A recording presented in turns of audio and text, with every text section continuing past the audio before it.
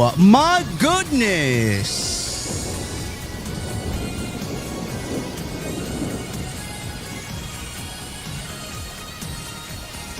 AEW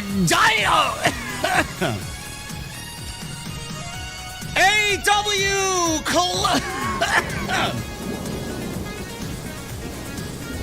AEW All Out.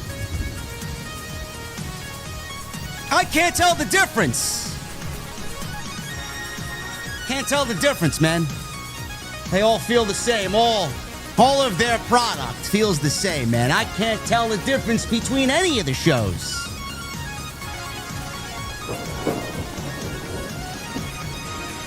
You know, a lot of people tend to think they know what I'm thinking before it comes out of my mouth. Why is that?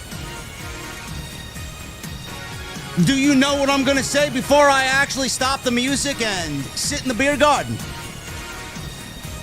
Or is it that you're upset that I actually did not like either show? Really? They're both disappointing. Am I allowed? All Out and Wrestle Palooza. People are making a discussion on which show is better. We're going to talk about it tonight. We are live.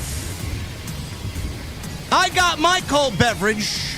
Hopefully you guys got yours as well. We get into the beer garden, and on this Sunday night, I want to know, what the fuck are you guys drinking? I'll see you over there.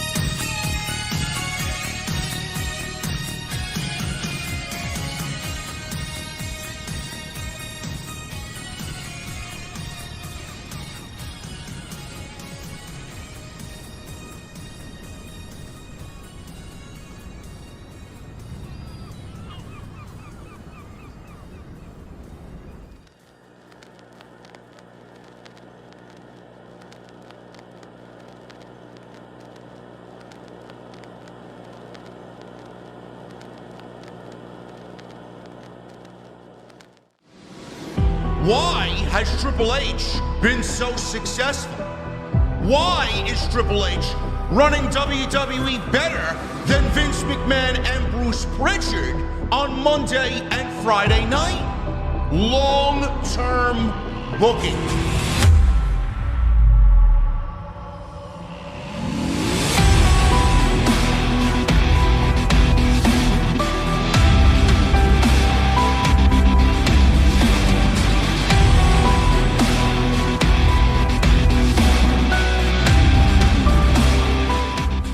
What is going on, guys? Thank you so very much for joining me right here on Off the Script. This is your AEW All Out 2025 post-show for your Sunday, September 21st, 2025. I'm your host, JD from New York. As always, coming to you live from the OTS Beer Garden. Thank you guys so very much for joining me on this Sunday evening. wherever you may be. You know, a lot of people tend to think they know what I'm going to say before I even move my lips. And granted, I haven't been a fan of what AEW has done for the better portion of 2 years. That doesn't mean I hate the product. I very much want the product to be what I know the product can be. It is not perfect by any stretch of the imagination. No company, no pro wrestling company is perfect. None of you are perfect. You should never expect perfection out of anybody. We are human. But when mistakes are made blatantly, and multi-billionaires with endless amounts of money continue to take their fans for granted and continue to lie and continue to hype up the bullshit to then only constantly undeliver, that's where I get upset. All I heard today, I didn't even finish watching Wrestle Palooza until this morning, or All Out, until this morning, because I watched Wrestle Palooza last night. I watched it, I covered it, and then I went to sleep. It was a very long day. But at 3 p.m., as soon as the show started, I watched All Out. I stopped right after the tag team title ladder match, only to then switch over to ESPN and watch Wrestle Palooza. So all I needed to catch up on was the very end of that tag team title match where the Young Bucks were attacked by Jurassic Express, which we'll talk about today, because they are back. The only thing I needed to catch up on was that particular segment and a World Championship match between Adam Page and Kyle Fletcher that went 40 minutes. I sat with a vanilla latte this morning at 11:30 in the morning to finish watching a 40-minute match where I knew the outcome before I even started the show.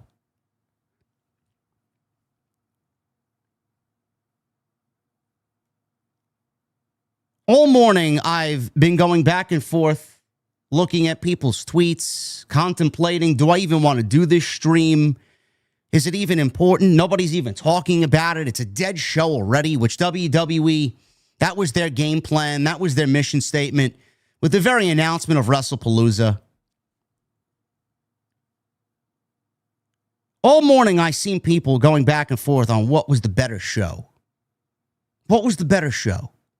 Wrestle Palooza was a better show, JD. All Out was a better show, and they cite reasons as to why. Wrestle Palooza undelivered. Or underdelivered. Wrestle Palooza was basically a Saturday night's main event on steroids. It's basically what it was. They had the ESPN platform instead of the NBC Universal Peacock platform. They had 5 matches instead of 3 or 4 matches. They had Brock Lesnar making his return to the WWE in the ring, wrestling John Cena for the first time in over 2 years. Cody Rhodes was in the main event against Drew McIntyre. AJ Lee was back for the first time in over 10 years, wrestling alongside her husband. Wrestle Palooza underdelivered. We talked about this last night. I don't know what you guys listen to when you actually hear me speak. All you think is that I glazed WWE, and I went hard on them as much as I could last night while actually enjoying the return of someone that I actually very much enjoy in AJ Lee. And I tried to give you an explanation as to why I think Brock Lesnar is back and why they paired him with Paul Heyman and why things are going the way that they are going with him slaughtering John Cena last night. Cody Rhodes and Drew McIntyre never have bad matches. This is not on the in-ring action. This is not on the performers that went out there last night and did what they had to do. It all falls into the lap of Paul Levesque. Every single thing that you see on that show, he is, or the lack thereof, he is to blame. Every single thing. Just like how it's Tony Khan's fault as to why AEW All Out also under-delivered. I don't give a shit how many returns they have. I don't give a shit how many people back from injuries they have. I don't care who they debut and how many debuts they have. That's all done for one very, very important reason. Because they don't have anything else to generate a buzz. They can't do it with their stories because nobody gives a shit. And they don't have any stories to actually build off of that are going to generate interest in watching the weekly programs. So all they know how to do is bring someone back from injury or bring in someone that's making their debut, and that's what they go and cite as a successful night. That's where WWE could actually give us a little bit more, honestly. That's why WrestlePalooza under-delivered. Everybody complained that Brock Lesnar and John Cena went 9 minutes. What the fuck did you expect? What did you expect? Did you expect a 30-minute match with him and John Cena like we got with Cena and Cody at SummerSlam? You know what you are going to get with Brock Lesnar, man. It's not that surprising. It's not that surprising. It's like opening up a fucking can of real American beer, man. You take that first sip, you know you're in for a fucking terrible experience. It's exactly what it is. It's like opening up a can of shitty beer that you know tastes like shit. Yet everybody thought that they were opening up a can of Budweiser last night and you were going to get fucking some unbelievable fucking craft beer experience that was made by fucking monks in the fucking mountains of fucking God knows where. What did you expect? You open up that can, bro, you were going to taste piss. What did you expect when you got Brock Lesnar showing up last night wrestling John Cena? Did you think you were going to get a Mr. Perfect and Bret the Hitman Hart 1993 King of the Ring semifinal match out of both of them? What the fuck did you expect? What did you expect? Is Brock Lesnar boring? Yes. At the same time, is Brock Lesnar legitimate? Does he bring a sense of legitimacy to the show? Yes. We don't know what Brock Lesnar does or doesn't do. We don't know what Brock Lesnar says or doesn't say. Brock Lesnar's not booking his own program. Brock Lesnar's not going in there laying out his own match. WWE gives him, maybe to an extent, WWE gives him a blueprint, and he goes out there and does what WWE wants him to do. What did you expect? I gave you the ins and outs of where I think this is going. Yes, you could sit there and be upset that John Cena wasted one of his last 5 appearances, now down to 5, one of his last 6 appearances in a nothing match with Brock Lesnar, which may result in another match with Brock Lesnar so that he only gets his win back. We don't know what he's doing in Australia for Crown Jewel. I get it. I understand why people are upset. Brock Lesnar brings nothing new to the table. You've seen one Brock Lesnar match, you've seen them all. He's not going to be going out there and rewriting the fucking script on how he wrestles. He looks intimidating. He could swallow you whole and beat the fucking living shit out of anybody walking this planet. That's what Brock Lesnar does. But you can't sit there and tell me that Brock Lesnar does not bring equity to the company. That there's not a couple of matches still left on the table for Brock Lesnar. I get that everybody was disappointed with WrestlePalooza, man. That was just one aspect. Nobody seems to be talking about Stephanie Vaquer and Io Sky, which may have been one of the best matches, if not the best match of the entire fucking weekend. The tag team match with the Usos and Bronson Reed and Braun Breaker was not a bad tag team match. It wasn't. Was it a safe WWE-style tag team match? Yes. Have we seen the same shit over and over and over again with the Vision and some mix of the baby faces on Monday Night Raw? Yes. People are tired. There is growing fatigue over the same shit. The women were easily the best part of the show. The women have actually carried the WWE product for most of the 2025 year. CM Punk and AJ Lee, Seth Rollins and Becky Lynch. I enjoyed myself. The only people that are against what they saw last night are the people who are still disenfranchised that CM Punk is no longer with AEW and now working with WWE. You do not listen to these people. You do not listen to these people at all. They got one collective brain cell between all of them. All 500,000 of them that still watch the fucking weekly show. The only criticisms I've seen from people online about the mixed tag team match are people disillusioned with CM Punk working for the Fed. None of those opinions should be taken at face value. Cody Rhodes and Drew McIntyre. WWE Championship. Predictable. WWE basically told you the winner of the match before we even got to the ending of the show. Because they told you the Crown Jewel Championships, you know, those one-time-a-year titles that they present, and they do champion versus champion, because I don't know who the fuck is interested in that. They told you that Cody was winning before he even went out there. Predictable match. Basically no story. McIntyre's got a story about why he wants the WWE Championship. He feels that the company has held him back. They didn't really embellish on that in the build to WrestlePalooza. Cody went away for 4 weeks to go film a fucking movie that I'm sure will bomb at the box office. Just like the original one was terrible. He went out for 4 weeks to go film Street Fighter, and he got put through a table by Drew McIntyre. That's the build. They are not innocent. They are not escaping the wrath of volatile opinion on social media.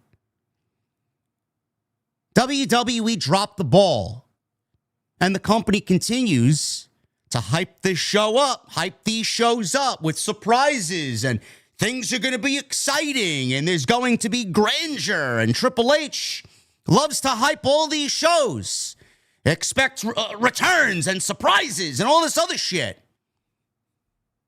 WWE doesn't give a single fuck about you, me, or anybody else that's paying an exorbitant amount of money to sit in these venues. They don't give a fuck. They are either completely fucking retarded or they just don't give a shit and are laughing all the way to the bank because they know you will drop the fucking dollars to sit there on merch and buy the merch and everything else that continues to keep the fucking company afloat, pumping money into the machine. If they genuinely think Pat McAfee and Stephanie McMahon are the announcements and surprises that we want going into a show, they are as delusional as Tony Khan is thinking his product is great in 2025. You're being lied to.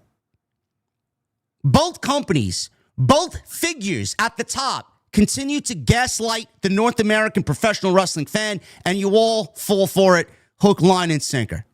You're just as bad as everybody else that hypes these fucking shows up.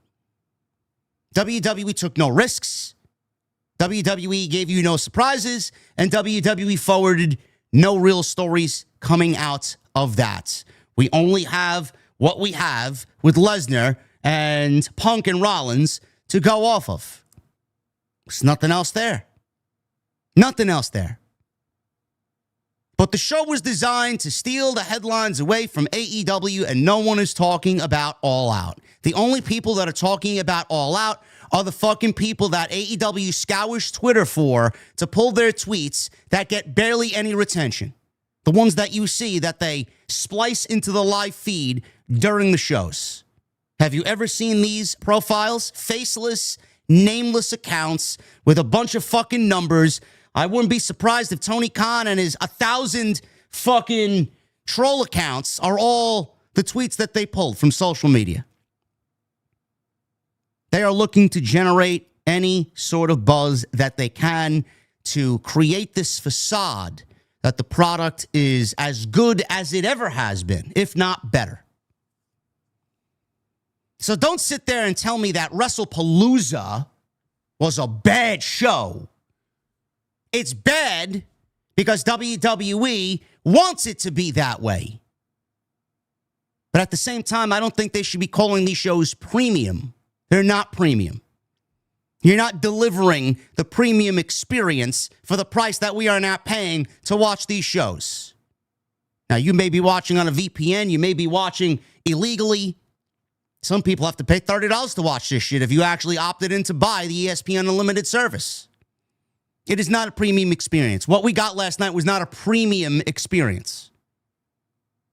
WWE PLEs for the better part of 2025, outside of the Elimination Chamber and outside of Evolution, have been largely dog shit. Even WrestleMania fucking sucked.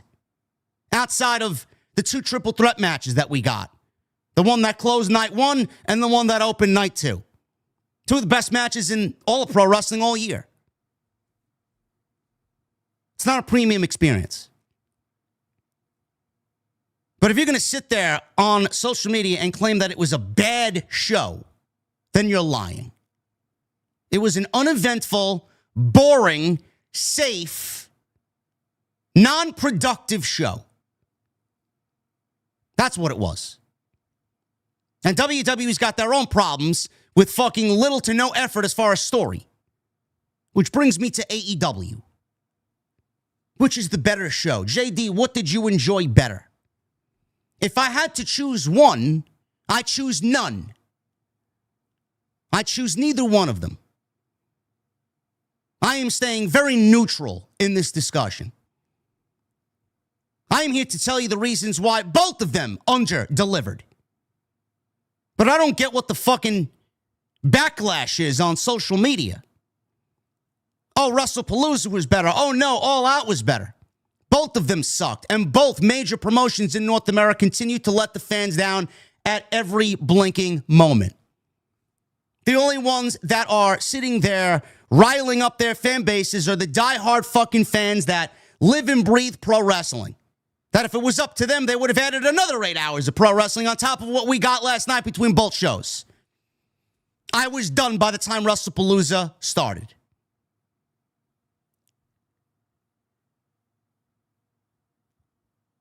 AEW, they have their own problems.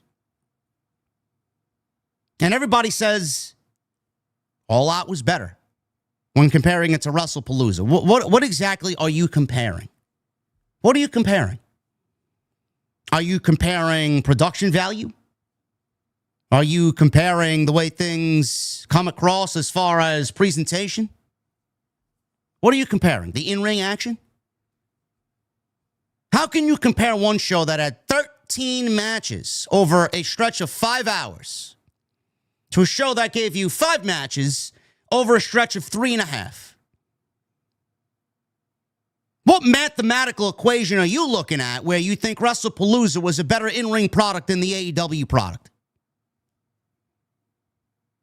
If you sat there thinking that WrestlePalooza was a better in-ring product than AEW last night, you are fucking dumb. You are. WrestlePalooza could not hold a candle to the in-ring action of All Out. And that's as far as I'll go. Which show was better, JD? Gee, man, I don't know. The one that had 13 fucking matches, that let nothing breathe, that went from one into the next over a 5-hour period? Yes, that was the better show in ring, from an in-ring perspective.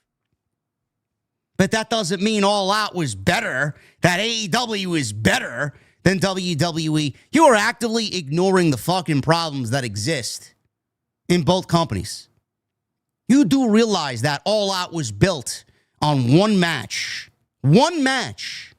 which was Edge and Christian, because I'm calling him Edge, because that's exactly who he is. I don't know who the fuck Adam Copeland is. Edge and Christian versus FTR. That match was the only match given any treatment, any reason to care about on a 13-match show over 5 hours. And you know what they did, chat? Do you know what they did for all the fucking sickos that openly glaze AEW? They are so void of any creative that they basically took the 2022 Extreme Rules ending between Edge and Finn Balor and move for move, sequence for sequence, recreated the same ending to that tag team match that opened All Out on Saturday afternoon.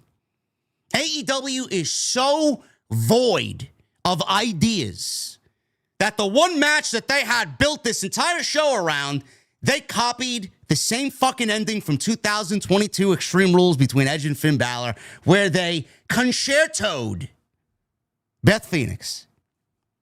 So not only was this show built around ex-WWE guys, the biggest angle on the entire show was built around a WWE show. And in that same match, they built one of the biggest sequences of the entire night on both shows for Edge to pay homage to John Cena. You mean to tell me that this company is standing on their own because of their own creative and their own uniqueness?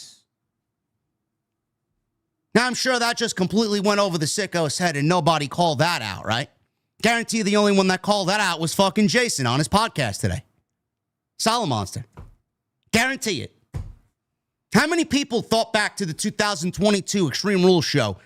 That ending was sequence for sequence, the same fucking thing. Yet you want me to sit here and claim that AEW is the better show. The most over guy in the entire company right now is somebody by the name of Bobby Lashley and the Hurt Syndicate, ex-WWE guy. You mean to tell me that you want me to sit there and claim that AEW is doing the right things when the most over talent in the company are ex-WWE guys? Mercedes Monet comes out, zero reaction. Darby Allin comes out, zero reaction. Death Riders come out. It's legitimately as if the Grim Reaper's soul is hovering over the crowd. Everybody dies. The crowd goes fucking silent. The show was built on one match. And that was legitimately one of the only things as far as long-term storytelling that the company had coming into that show. And probably coming out, because I'm assuming Edge and Christian will eventually win the tag team championships when they vanquish and get revenge on FTR. Jon Moxley and Darby Allin. AEW and the Death Riders have been absolute poison to weekly television. The Death Riders are one of the worst groups in the history of the company, with one of the worst storylines in 6 years across AEW television. And they seemingly continue to add members, bring members back, and only get stronger and up the numbers game. Darby Allin took 4 months away to go climb and prepare to go climb Mount Everest. You want me to sit here and all of a sudden just jump back into my seat and get fucking excited about Darby Allin conquering the Death Riders? I'm sorry, bro. That moment has completely vanished into thin air. You know who did it? Adam Page. Do you know why he did it? Because he won the World Championship and freed it from its fucking briefcase. I'm sorry if I'm failing to connect on Darby Allin beating the Death Riders. The only thing that kept the Death Riders with a beating heart was the fucking World Championship in a briefcase. Adam Page released that from its prison. I'm sorry if I don't sit here and get excited about fucking Darby Allin and the garbage, indie mud show garbage that we see across weekly television that I'm assuming will result in one of these guys in a body bag for real and being buried 6 feet under. Yeah, man, I'm not completely on board with that. Nobody gives a fuck. You can sit there and fucking stab someone in the head with a screwdriver and put a screwdriver in someone's ear and slam someone over and over again on a fucking coffin and light someone on fire, which I told you they were going to do weeks before we got to the actual show, and that's exactly what they did last night because Jon Moxley was set on fire last night because that's the only way they know how to steal a headline.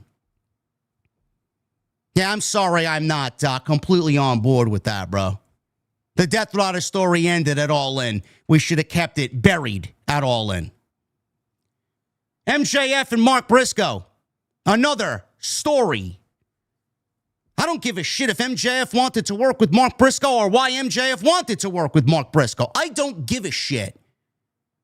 MJF doesn't book the fucking show. But all I know is Mark Briscoe's been a loser ever since he's made it back to AEW full-time when he was allowed on television. Ever since Mark Briscoe's been on television, they tried to muster up and create this blue-collar babyface that the fans just gravitate to because he's a normal guy. He's a hardworking guy. He's a family guy. Do you know how you would have actually gave him a further stamp of approval from the fan base? You would have had him win matches. AEW has taken Mark Briscoe every single time he's in there, put him in a tournament every single time he's in there to lose. MJF comes on and he wants to work with Mark Briscoe for whatever fucking reason. He has his own reasons. I'm not going to speak for him. Everything was going pretty decently. Contract was there. MJF had the contract. He was going to cash in his contract to get a world championship match. AEW did this thing back and forth where he cashed in like a babyface, which we know MJF is not, only to then rescind that, threaten to burn Mark Briscoe the next week, and then lay down some fucking rules that Adam Page had to abide by going into their match at Forbidden Door, all while MJF got a match for the World Championship and at the same time kept his number one contendership via the contract that he won it All In. Yes, I know. If it sounds ridiculous, that's because it is. It was then, at Forbidden Door, MJF lost, still had the contract, only for then Tony Khan to change the rules of said contract, and now he has to give a week's notice to cash in the contract if he wants a world championship match. He took away the uniqueness of the money in the bank gimmick. Now it's just like everything else, ruined. Now MJF is right back to cashing in like a babyface when he's the most natural heel in the entire company. Yes, that's really going to go over and paint MJF in a heel-like fashion. Mark Briscoe wants a shot at MJF. He wants to stop MJF. He wants to get revenge from MJF. Or on MJF for speaking ill will about his brother, Jay Briscoe. God rest his soul. And he wants to stop MJF from winning the world championship. And he wants to end him. So what do? We throw both of these guys into a match last night. And they give it a stupid stipulation. Tables and thumbtacks. TNT. I don't know how you guys feel about MJF and this story with Mark Briscoe. It's a week-to-week thing. It's not going to materialize into anything more. But MJF wrestled in all white last night, and the first thought in my mind was, yeah, he's going to bleed. There's going to be a lot of blood in this one. And that's exactly what happened. MJF bleeds like a stuffed pig, and he's wrestling an indie mud show style garbage match for the sickos because they don't know how to generate buzz or generate a headline by doing anything else. They go right back to the well again and again and again and water down any sort of hardcore aspect, hardcore gimmick match every single time they do one. Last week, we got a street fight between Thekla and Queen Aminata. The week before that, at the ECW Arena, Toni Storm and Sky Blue, for whatever fucking reason, had a street fight because it's Philadelphia and they got to give the fucking degenerates in Philadelphia at the ECW arena something that resembles old school ECW. Sky Blue stapled Toni Storm's ass crack and stapled her vagina live on television. No, but they're family friendly. They use the term family friendly as far as people should come out and sit because we have family friendly affordable tickets. Anything but. Then we get this match between MJF and Mark Briscoe. Thumbtacks, garbage, plunder, gore. And all I'm saying is, this is so fucking beneath MJF at this stage of his career. He probably don't give one shit or another because he's getting fucking paid royally. He don't give a fuck. One of the biggest names in the industry. He's going to be a future main event WrestleMania star. He don't give a fuck. Just opens him up and puts another asterisk on his resume. The guy can wrestle hardcore. Done it. Guy wrestled one of the best dog collar matches in the history of dog collar matches. Done it. Guy's got the best fucking Iron Man match in the history of Iron Man matches. Done it. MJF can go out there and wrestle any style match at all. Anything you throw at him, he's going to fucking wrestle it because he's great.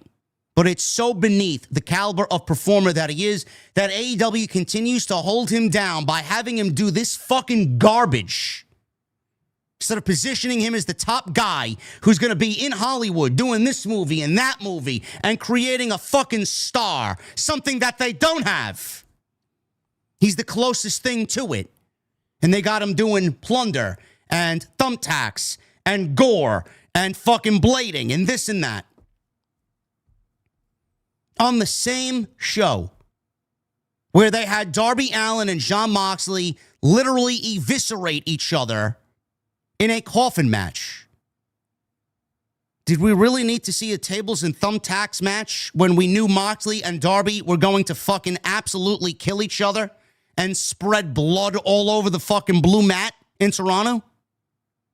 You do realize that the time we got with Darby and Mox in the ring and they did what they did, I groaned, I moaned, and I rolled my eyes because it meant absolutely fucking nothing. It meant nothing. How am I supposed to sit there and enjoy based on the story that they've given? The story's over. Moxley has been conquered. I don't give a fuck about Darby conquering Jon Moxley. I don't. If Darby was the one taking down Moxley and ending the Death Riders and winning the World Championship, we'd be talking a completely different story. But somehow you want me to care about Jon Moxley and Darby Allin when there's no title on the line, and the whole fucking reason why we're even here is because Jon Moxley held the championship in a fucking briefcase for 9 months. I am so desensitized from the garbage, from this fucking indie mud show GCW style fucking garbage on national television that we seemingly see every single week. What am I supposed to think? How many more plunder matches do I need to see to get the fucking point? Do you think that's family friendly? You think that's something the overall audience wants to see? How many times can you get excited about seeing someone swallow thumbtacks? How many times can you get excited by seeing someone go through a fucking table that's littered with mousetraps? How many times can you see someone lit on fire? I'm done. I'm absolutely fucking done. AEW has given you nothing but plunder every single fucking week over the last 3 or 4 weeks. By the time we got to Moxley and Darby, I threw my hands up like that gif that said absolute cinema. Absolute garbage. Yet AEW seemingly thinks that this is great television. So beneath MJF. So beneath. But he did it. And he lost. And he put over Mark Briscoe. And then I had the sickos uttering, Mark Briscoe was made into a star tonight because he got one win over MJF, who's fucking bulletproof at this point. What star? For him to go and do what? Guy called out Kyle Fletcher for the TNT title 2 weeks ago, only for them to be put in a match with MJF at the pay-per-view. And Kyle Fletcher is probably going to get into a program with Kenny Omega over the TNT title when Omega comes back from his vacation. What exactly is Mark Briscoe doing now that he's beaten MJF? Man, what a follow-up for Mark Briscoe on Wednesday, teaming with Hologram and Orange Cassidy. If you think that's a follow-up suitable for somebody beating MJF, the biggest star in the company, I'm not surprised the sickos think that way because they share one singular brain cell between all 500,000 of them. Mark Briscoe did nothing that resembles him being made into a star. He will go right back to doing plunder and garbage and settle into the conglomeration on Saturday night, being viewed in front of 200,000 people during college football season. Kyle Fletcher. Speaking of Kyle Fletcher, he wrestled Adam Paige in the main event. The amount of garbage I've seen in regards to this match, the amount of glazing I've seen on social media in regards to this match. Oh, this was a match of the year candidate. This was the best match of the weekend. This was a 5-star match.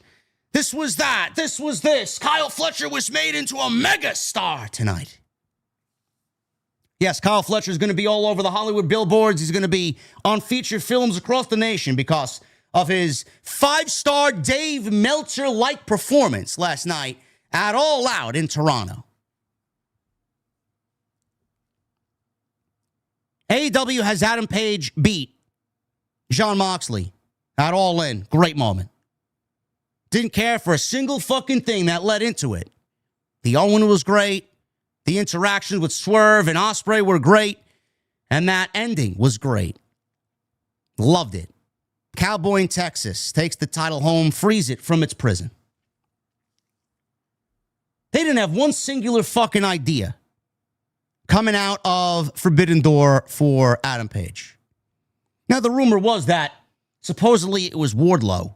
Whether or not I believe it or that's legit, I have no fucking idea. Knowing AEW, I wouldn't be fucking surprised that they had Wardlow planned for Adam Page. Do you think it's out of the question that they had Wardlow planned if he didn't get injured? They don't do anything right creatively. No, I'm not giving them the benefit of the doubt. So they go with Kyle Fletcher. They go with Kyle Fletcher and Adam Page.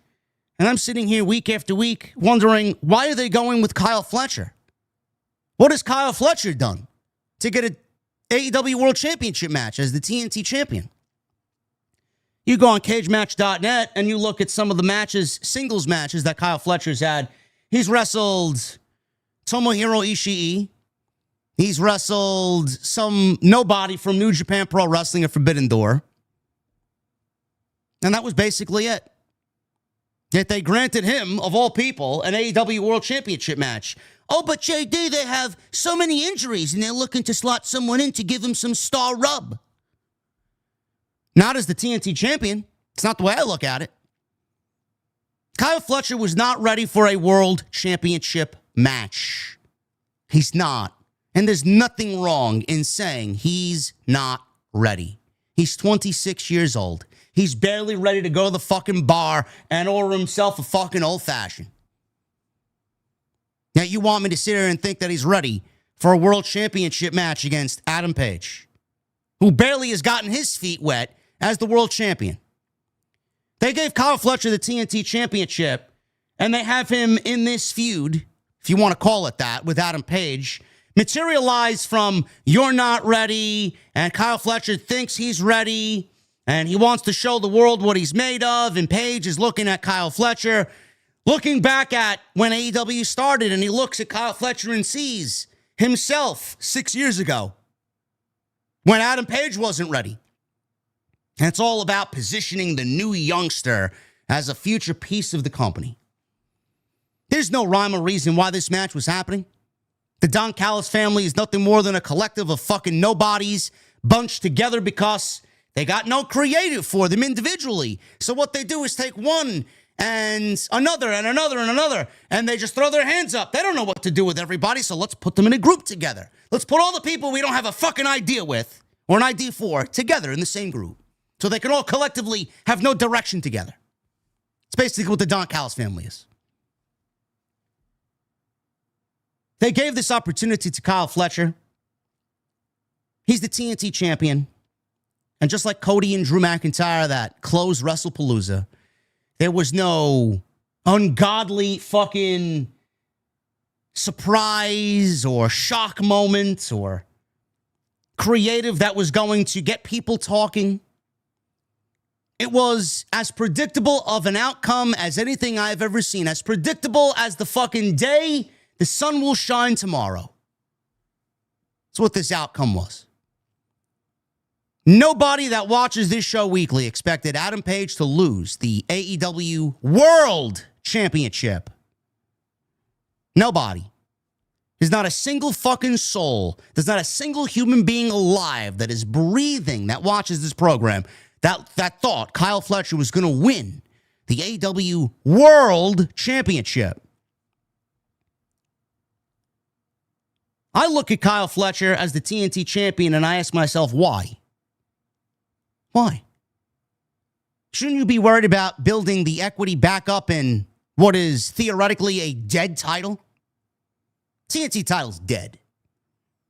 And for all the sickos out there, the TNT title hasn't meant shit since the day Cody held it. And you want to talk about somebody recent, Christian, because he stopped the open challenge and only gave opportunities to those that deserved it, which is the right way to go. Kyle Fletcher's the TNT champion. He's had 2 title defenses under his belt. Don't you think the right idea is to build that championship up and build Kyle Fletcher up as a solid secondary champion? No, but what does AEW decide to do, Chad? They take Kyle Fletcher, put him in a match with Adam Page that he's never going to win as a champion, to only look at the TNT champion in one way and one way only, and that is as a loser. They put the TNT champion in a world title match to have one of their other champions perform on Saturday afternoon in a 40-minute exhibition to a predictable outcome and lose.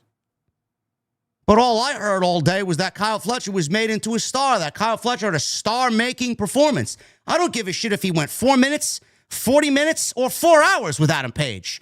One thing remains. You look at one thing and all you see in the headline is loser. He's a loser. But you want to sit there and exclaim to me that Kyle Fletcher was a star and he had a star-making performance.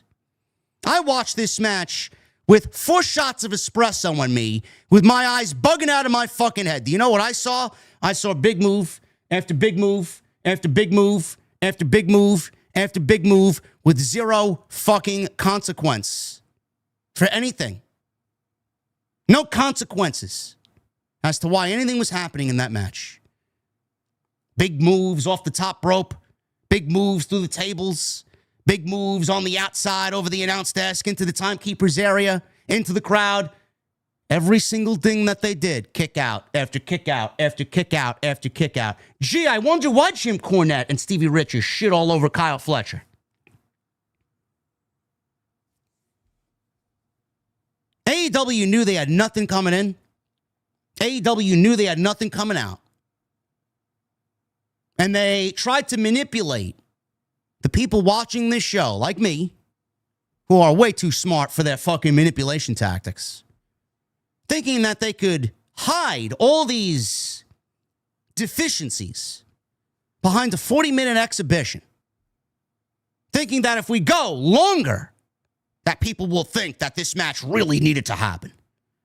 That if we go longer, that people will look differently at Kyle Fletcher and believe he deserved an opportunity. That if this went longer, that people will think Kyle Fletcher is better off for it. None of those things are even remotely going to be true. Kyle Fletcher ended up losing to Adam Page. Kyle Fletcher went 40 minutes when the match should have went 20, 22 minutes maybe. You would have gotten the same result. All they did was hide the fact that this had zero emotion, zero story, and zero reason. They hid it behind 40 fucking minutes to make you think that Kyle Fletcher is now all of a sudden a star. He's a main event guy.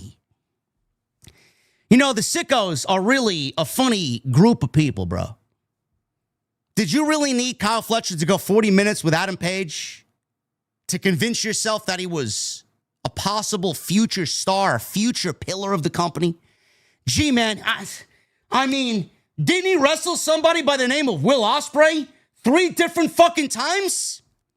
I would put any of those Will Ospreay matches up against what we saw last night at All Out. But the sickos got short-term memory, and they think last night because he lost in a World Championship match to Adam Page, that all of a sudden he's a fucking future pillar, a future main event guy of the fucking company. What did Adam Page do for Kyle Fletcher last night that Will Ospreay did not in February at Revolution? What did Adam Page do for Kyle Fletcher last night that Will Ospreay didn't do in the Continental Classic? What did Adam Page do for Kyle Fletcher that we didn't see Will Ospreay do at Full Gear? Do you care to answer any of these questions? Because I'm struggling to figure out what the fuck Adam Page did last night that you think all of a sudden Kyle Fletcher's a fucking star after being put in a World Championship match as a champion himself to fucking lose.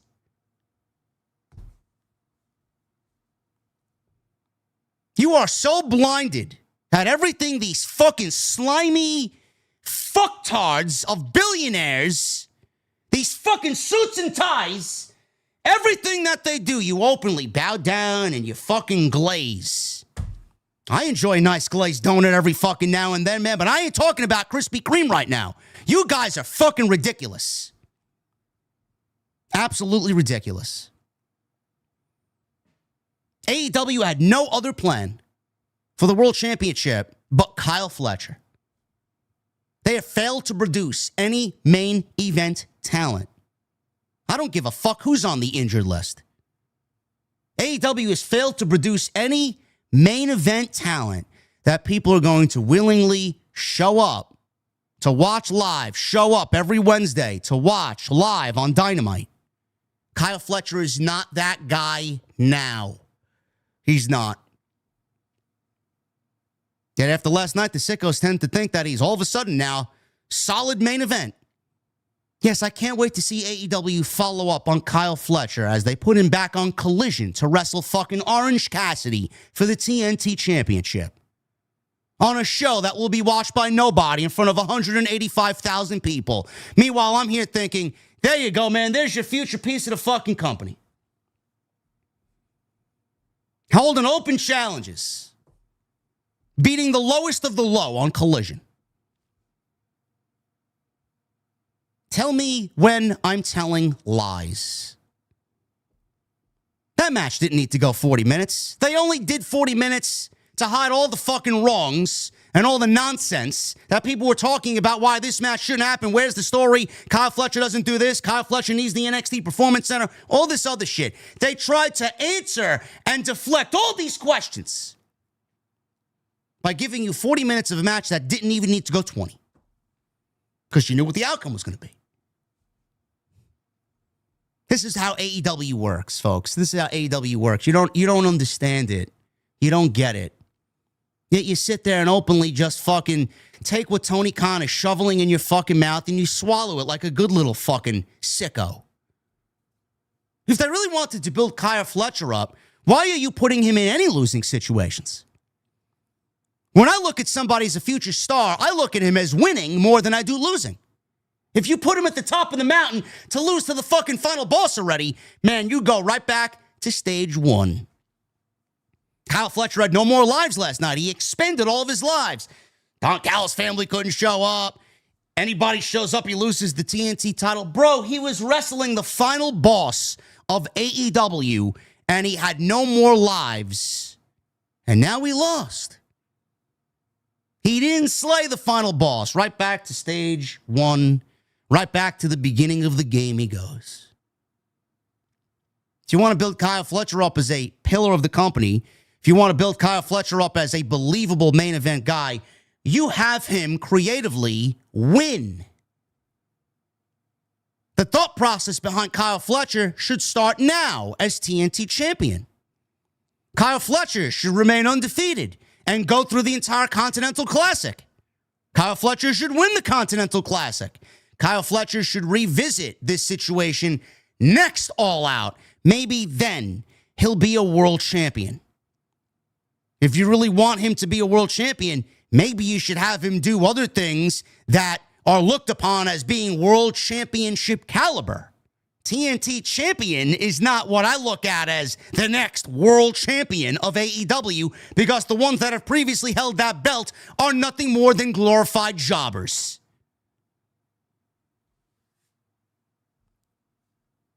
Yet you want to sit there and tell me that AEW doesn't have problems. I'd love for anybody to combat me on anything I just said for the last 45 fucking minutes.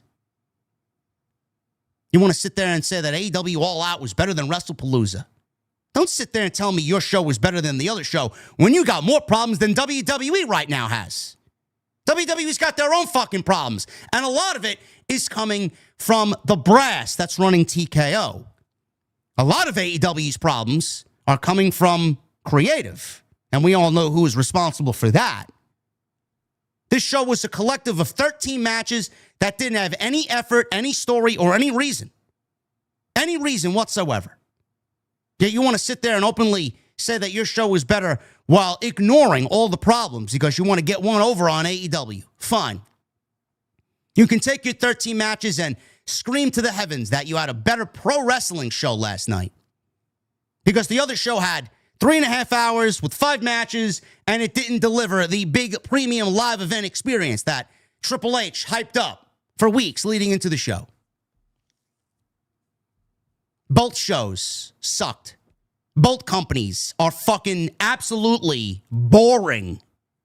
Pro Wrestling in 2025 continues to be an absolute shit show. Neither company is doing what they need to do. Neither company is creating captivating television at all. You got one company who is absolutely out to lunch because they're raking in billions. And they don't really need to do anything outside of what they're doing because the money is going to be there. If everybody collectively got together and hit them where it hurts, then maybe they make a difference and change. But that's not going to happen. The WWE right now is an unstoppable force. When Vince McMahon was in charge, we collectively on social media could all band together and voice our fucking opinions and spew our hatred for the product, demanding change. And at least we had a fighting chance to see some of those things change creatively. I look at the current WWE landscape and nothing is going to change. Our voices do not matter. No matter how many of us band together in number, none of it is going to change a fucking thing because TKO doesn't care. I said this to somebody today and I was open and honest about how I felt about the current WWE product. And I look at Triple H as someone that we put our hope and faith and trust in, and I don't think he gives a fuck about what we think. We looked at him as the beacon of change. When Vince was there, it was easy to get fucking our opinion across. It was easy to force change on them. Just don't show up. Don't watch the show. Don't spend money. People are spending more money now than any other point in WWE history on the product. That's all they look at. No matter how we feel about the product, no matter how many of us band together in number to speak about how we don't like the current direction of the product on social media, none of it will make a difference. We don't stand a chance in this current landscape of WWE to make a change. Whereas with AEW, we have a fighting chance to make change. We have a fighting chance to ask for a better show and a better company. And nobody there wants to listen because everything is great. people like me are shunned. People like me are looked down upon because I want a better product. I don't see what's so great about the AEW product. I don't. Every single time Tony Khan opens his mouth, all I hear is lie after lie after lie after lie. There is no fucking way you could look at me dead in the face and tell me that everything is great when the ratings are down, the demos are down, the interest is down, the buy rates are down, everything is down. Just based off the fucking fact that in 2022, you have Bryan Danielson, Adam Cole, and CM Punk all show up in the company at the same time within a 3-week radius. And you mean to tell me that what you're doing this year is better than what you did in 2022? How do you look anybody in the face, directly in the eyes, and look at them with a straight face and believe the fucking garbage that comes out of your mouth? That is so ludicrous to even say. It is so ludicrous to even come up with that type of thought.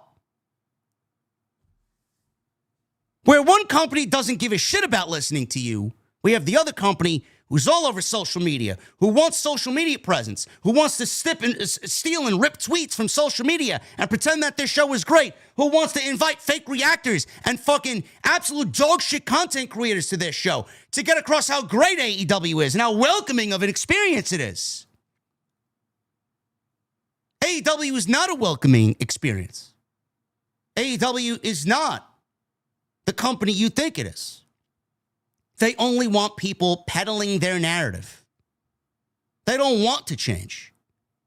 They don't want to listen to anybody. They want to listen to one man and one man only, and that's Tony Khan. Tony Khan has done a great job of hiring a lot of yes men. Because I don't believe for a single fucking second that there are a collective of bodies there that have not one singular thought to give this guy, to share with this guy about how fucking bad the product is, and no one opens their fucking mouth. Everybody looks at Tony, yep, that's great. That's great. And they sit there with this dog shit grin on their fucking face, knowing that what the guy is doing is actively killing the fucking company. But as long as they got that fucking paycheck coming to them every single week, that's all they give a fuck about. I won't doubt that they got talent back there just riding the coattails of the free payday while they do absolutely nothing. No TV time? I don't give a fuck. I'm robbing this guy blind. He don't even know I'm employed.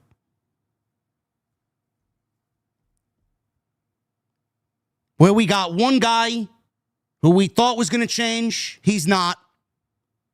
The other guy who's all over social media with fucking 18 different burner accounts, who knows everything and anything that's being said about his company. He knows how it's not going in the right direction, who openly listens to Jim Cornette every fucking week.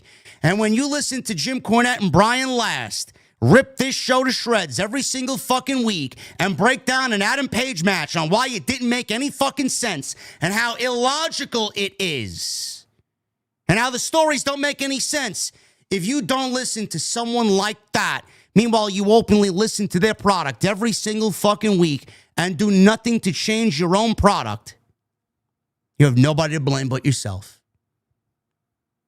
That should tell you all that you need to know about how and who Tony Khan is and how he operates. Anything you tell him goes in one ear and out the other. He doesn't want to change because he thinks he's doing this for 6 years. He's better than everybody. Meanwhile, this show last night, yesterday afternoon, up and down, I couldn't pinpoint one single thing I actually fucking cared about outside of an Edge and Christian tag team reunion after 14 years of wrestling in Toronto. Meanwhile, everything else just kind of fell flat. But as long as you got great pro wrestling, it's all people cared about. You don't care about the stories. You don't care about the fucking long-term vision and the booking that went into it and comes out of it. This show was booked legitimately on Wednesday. The majority of this show got fleshed out on Wednesday's Dynamite, 3 days before this went live on HBO Max. They were still rushing to get this card together on Wednesday afternoon. Now you look at this upcoming Wednesday's Dynamite. The only thing that's announced is an Orange Cassidy return teaming with Mark Briscoe against the Don Callis family. And Tony Khan has a special announcement, a major announcement, which I'm assuming is going to be the introduction of the women's tag team titles. Because I know that's coming. Eventually. He had his Jacksonville Jaguars win today. He was way too busy to talk about AEW Dynamite. Show's going to be booked with 48 hours notice. There's no long-term planning here. There's no long-term vision. Everything that went into this all-out show, you can maybe pinpoint one, maybe two things coming out of this show that are actually going to have a direct effect on storytelling and television going into Wrestle Dream. Everything else is just going to be pieced together with fucking Elmer's glue and fucking Bazooka Joe. Everything that went into this show, there's legitimately nothing coming out of it to even gravitate the fan base towards any interesting storylines on Dynamite. Yet you want to sit there and claim that your show is better than the other. I don't understand how anybody is saying that you are doing anything better than anything else or another company. Meanwhile, the list of problems that exist in this company are not going to go away because you watched Kazuchika Okada and Takeshita and Mascara Dorada have a great triple threat match. Or Kyle Fletcher and Adam Page going 40 fucking minutes in the main event. It doesn't erase the fact that there are problems in this company.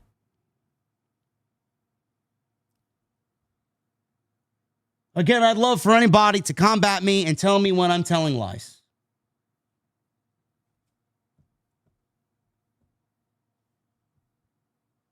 AEW All Out was as emotionless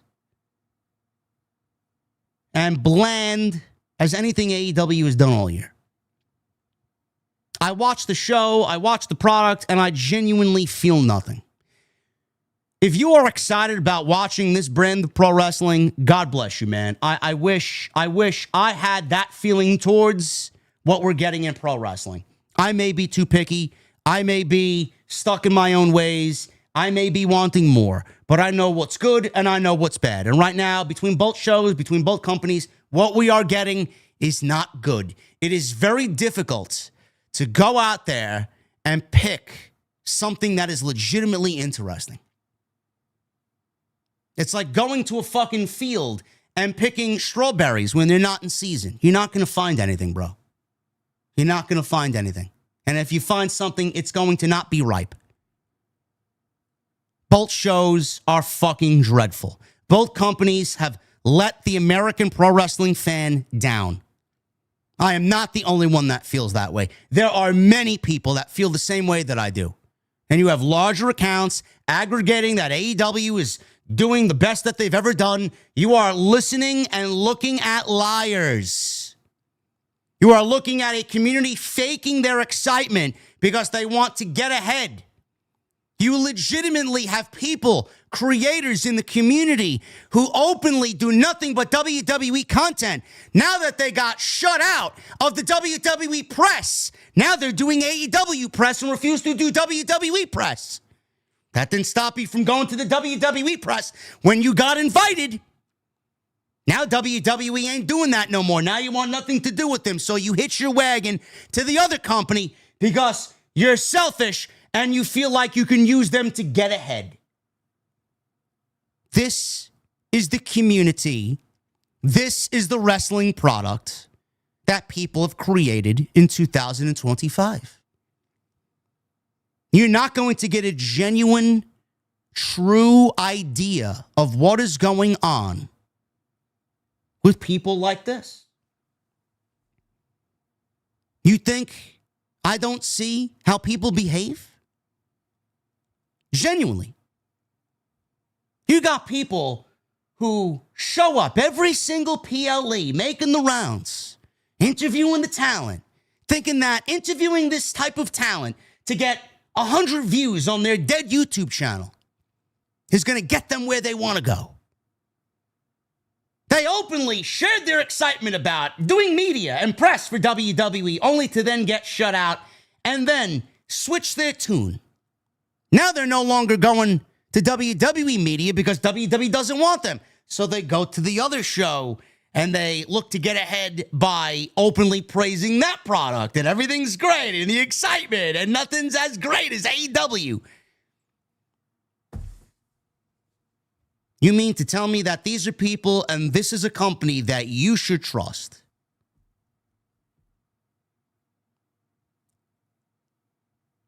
The open discussion about what is fair and what is genuine and honest doesn't exist anymore. You see a lot of people batting for their teams, and nobody wants to really be open and honest about what exactly is going on. They hitch their wagon to one team and they say, fuck the other team. That's why I don't get the misrepresentation of what we do here. Who do you think started the WWE rage bait? Who do you think? Everybody considered me public enemy number one when I did nothing but blast WWE, and rightfully so, because the product at the time we were covering it was fucking dreadful. Everybody looked at me as negative. How do you look at what we did then and find anything good that happened? How do you look at that and say, yeah, it's a good product? How do you look at that and not want to be honest about what you're getting? Which is why it just confuses the shit out of me as to why people think I did it then. What makes you think I'm not going to do it with AEW now? Genuinely. You don't think I know what a good wrestling show is? You don't think I know what a bad wrestling show is? You don't think I know what a bad experience or a good experience is? Why do you sit there and think that I openly glaze Triple H? I've placed more blame on Triple H in the last 6 months than I have any time in my YouTube content creation journey. The show sucks. TKO is ruining WWE week by week. You got to be a fucking blind man not to see it. Why wouldn't we call it out? That doesn't mean AEW is automatically better than WWE. They got their own fucking problems. They got their own skeletons in the closet. I only know how to be fair. I only know how to be right down the middle. I've always wanted one thing and one thing only, and that was a good show. I only wanted my time to be spent well. Meanwhile, social media has devolved into you can't say anything bad about them, otherwise you're going to have a bad relationship. You can't say anything bad about these guys, otherwise you're going to get pulled from this, or you're not going to get an opportunity with that, or with this person, and you're not going to get an opportunity to do this.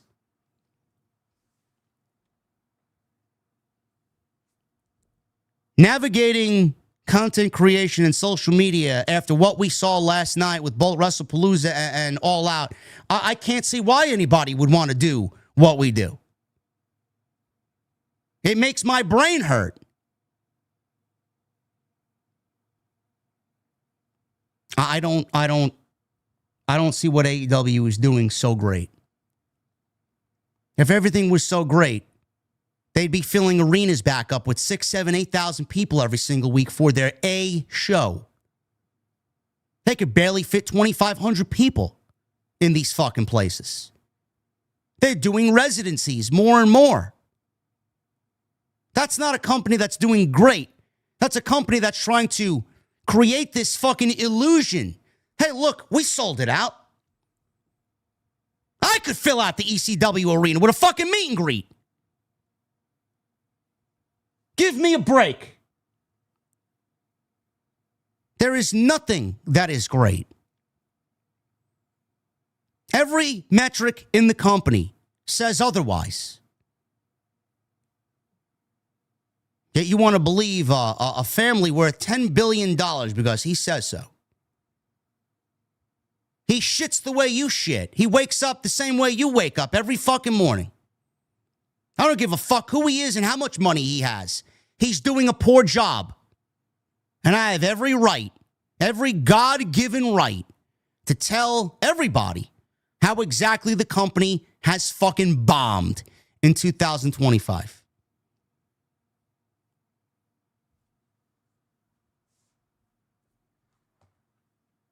I don't know what else you guys want me to say about All Out.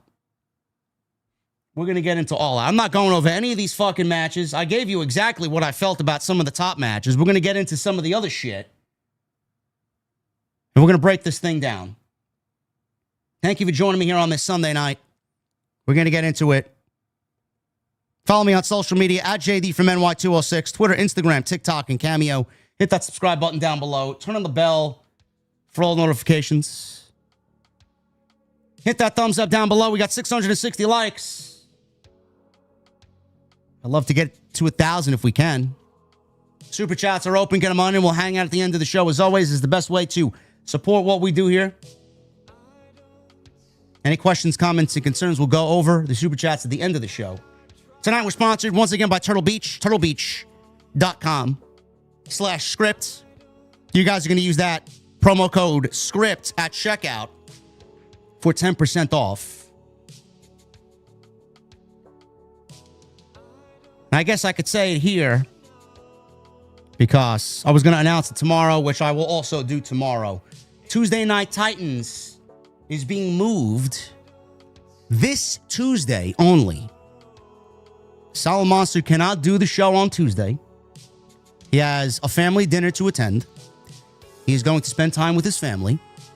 And we love him, and we wish him nothing but the best. And he's going to spend time with his uncle and the rest of his family. So we've opted to move Tuesday Night Titans to Thursday. Thursday, we will be live at 8:30. We will go over All Out. We will go over Wrestle Palooza. We will go over Dynamite. We will go over Raw and any other news that happened in the week. So make that change on your calendars. No Tuesday Night Titans this coming Tuesday at 8:30. It will be on Thursday at 8:30.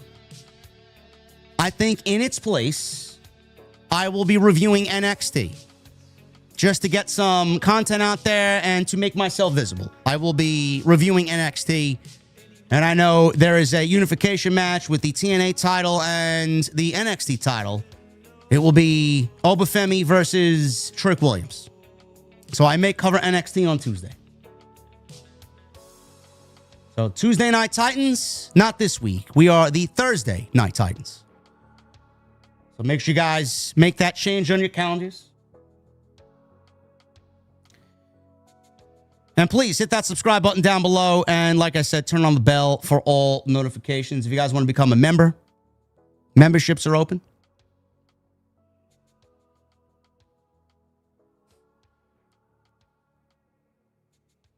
Yes. I know you guys are excited about me covering NXT. Maybe. Every time I watch NXT, though, I just feel this emptiness. You know? I just feel this emptiness when I watch the show. But we'll see how it goes. We'll see how it goes. All Out. We had a pre-show that had the following matches. Samoa Joe and Powerhouse Hobbs versus the Workhorsemen. Joe and Hobbs win in 5 minutes. Daniel Garcia versus Katsuyori Shibata. This is their third match, which I would be floored if anybody remembered the first two. Garcia wins in 15 minutes. Hologram and Kyle O'Reilly and Roderick Strong defeated the Frat House, consisting of Cole Carter, Griff Garrison, and Preston Vance. Hologram and O'Reilly win in 3 minutes. And the ladies, which was another trash indie mud show match, an 8-women tornado tailgate brawl. As if we didn't see enough of this shit. Willow Nightingale, Harley Cameron, Queen Aminata, Mina against Megan Bain, Julia Hart, Sky Blue, and Penelope Ford, the baby faces of Nightingale, Mina, Harley Cameron, and Queen Aminata win in 12 minutes. Tony Khan has a major announcement on Wednesday's Dynamite. It's going to be one of two things. One, we are going to get the announcement of women's tag team titles, and a tournament will follow. Number two, if not the tag team titles, I believe we will be getting a women's blood and guts match with all of these women involved in some way, shape, or form. All Out Copeland Christian. They start the show walking past some local celebrities backstage. And we got the match with FTR opening the show. Not going to go over every sequence here. I enjoyed this for what it was. It was up until the ending that I really got taken out of it because it was utterly ridiculous how the ending just happened and the match was over. So we'll pick it up towards the end here. Stokely's at ringside, and he's being swamped by Cope and Christian. Dax and Cash save Stokely. When Copeland had Dax covered, Stokely yanked the referee out of the ring when it was about to be a 3. Pulled him out right at the 2 count. Danielson said that should be a DQ, clearly. All of a sudden, we start to hear Alter Bridge, which I knew immediately the song that they had queued up for what was happening next because I actually reached out to Miles Kennedy's manager and wanted to use this same song for the intro to TNT. Another narrative that I've seen floating around out there on social media within the last 48 hours, because I mentioned Metalingus being sung in front of 900 people at these weekly Dynamite shows. Do you know that the sickos now are questioning how much of a fan of Alter Bridge I am? You know the band that's on my hoodie every fucking night. You know the band. I have it queued up here. I have a Miles Kennedy signed. Where is it? Signed autograph from his latest album. Right there. Right here on this side. The sickos now have resorted to absolute fucking garbage, saying that I'm not a real Alter Bridge fan. And that I couldn't name one song from them. It's crazy how these people operate, and they don't know a single fucking thing. I guess that's the way it is, really. They don't know a single fucking thing about me. So, Alter Bridge, This Is War, of the album Pawns and Kings, which is their last album. Title track, or the first track, rather, of the Pawns and Kings album. The title track is great, probably the best song off the album, but this is my second favorite song off the album. So we hear This Is War by Alter Bridge. Kudos to Toni for paying for the rights for 30 seconds of this song because it's a fucking banger. If anything should be the opening theme for Dynamite, it would be that. Out comes Beth Phoenix. Out comes Beth Phoenix. Or Beth Copeland. She speared Stokely. Copeland scored a near fall against Dax in the ring. Beth carried Stokely on her shoulders to the back. Fans chanted, "Holy shit." And that was basically all we seen of her until the end. Cash swung the ring bell at Copeland. Copeland ducked. Dax begged off. Copeland spit on him. Cash yanked Christian off of the ring apron and powerbombed him into the Spanish announce table, taking him out of the match. This is where it gets ridiculous, chat. Dax hit Copeland with the ring bell. FTR give Copeland a spike pile driver. He kicks out. Danielson and Shivani both questioning how Copeland kicked out. Copeland gave Dax an Impaler DDT and then gave Cash an Impaler DDT.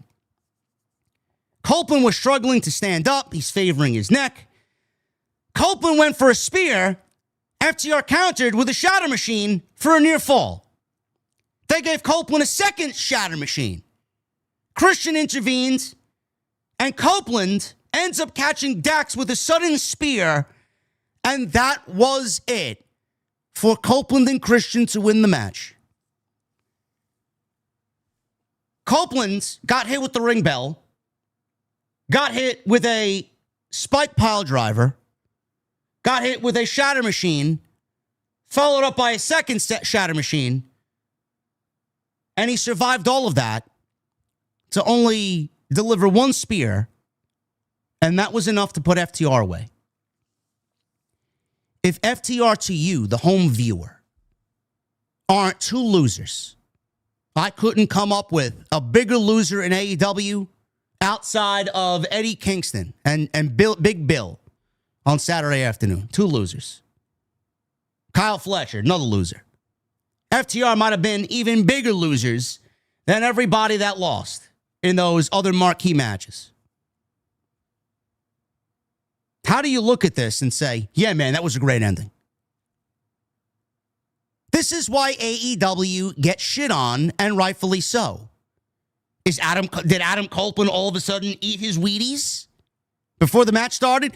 Is he Popeye the Sailor Man eating a can of spinach and all of a sudden he grew his muscles? How did he survive getting hit with a ring bell, a pile driver, and 2 shatter machines? What a way to bury all your signature shit. Fucking buried. They buried FTR. Afterwards, Kip Sabian wheeled Nick Wayne to the stage. FTR attacked Christian and Copeland from behind. Sabian handcuffed Copeland to the middle rope as the heels attacked Christian. Beth tried to all of a sudden detach Copeland from the bottom rope because Sabian handcuffed him. All the while, the referee had the key in his pocket, and we seen him holding the key only for him to then inconspicuously put the key back in his pocket. I don't know how you look at this indie mud show level garbage and enjoy the shit that you're given. She can't unhook her husband. She kissed Cope and said, I love you. She stands up. She starts fighting FTR all by herself. They end up taking the numbers game and using that to their advantage, and they deliver a spike pile driver to Beth Phoenix. Fans chanted, you sick fucks, you sick fucks. Danielson called this disgusting. Copeland reaching, he can't get there.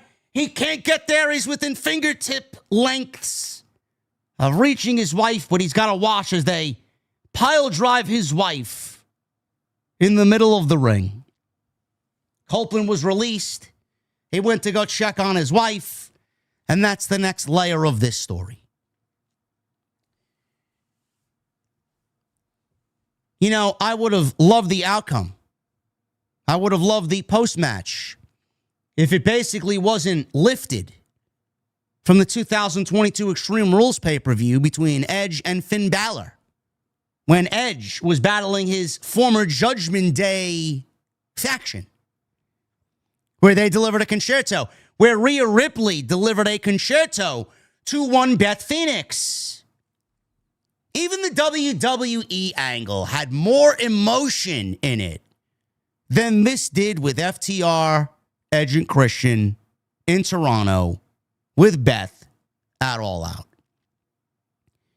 You want to sit there and claim that AEW has stories, which they do. I'm not saying they don't have any stories. It would be a problem if they had 0 stories. But to sit there and claim that this has a story. Yes, it's a story that they're basically telling you that they told 3 years ago in WWE. Yeah, you want me to sit there and claim that the reunion of Edge and Christian on AEW television is going as great as it should. Not only did they rush to get them teaming together, not only did they take away the option of it being for the tag team titles in Toronto, but now they include Beth to get some extra heat, and they include Beth while at the same time they take and steal the same storyline that they did at the 2022 version of Extreme Rules with Finn Balor and Edge. I'm sorry, folks. If you're excited about a storyline that is being rehashed only on AEW television now from 3 years ago, you need to rethink how great AEW really is. Overall, a solid match.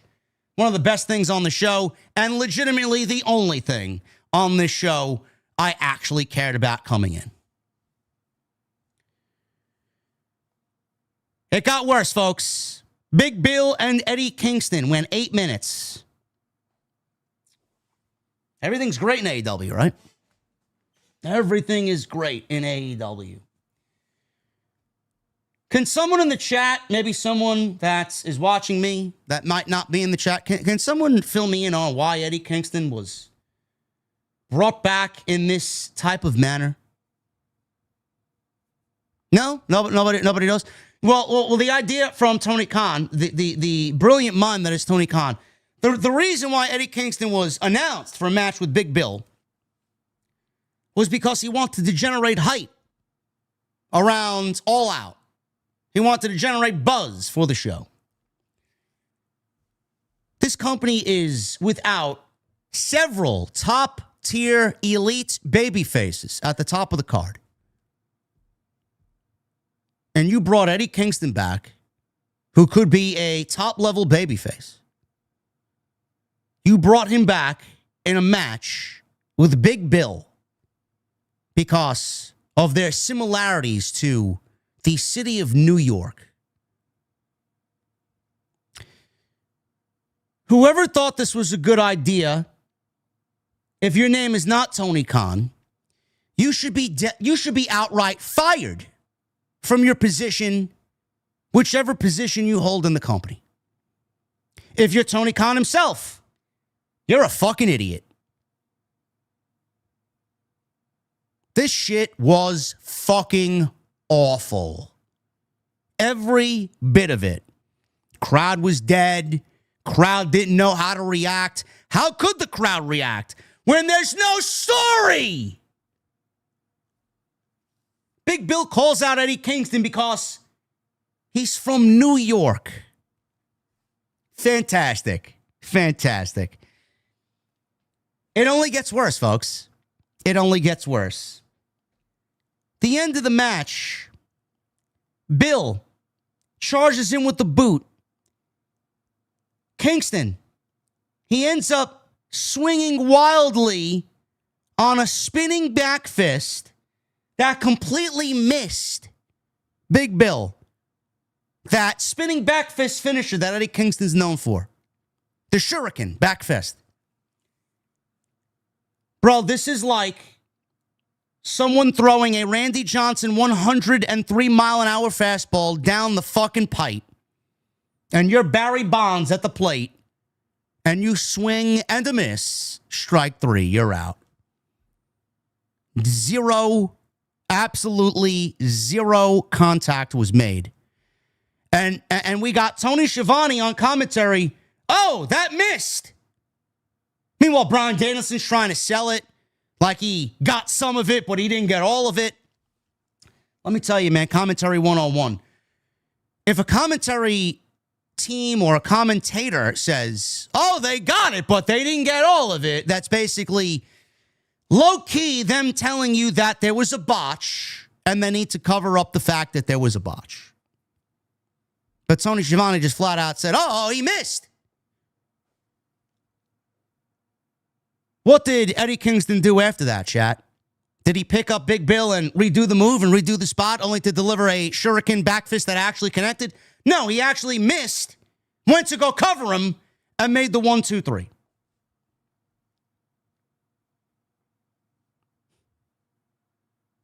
Yet you people on social media, you want to measure how big your dick is compared to WrestlePalooza, right?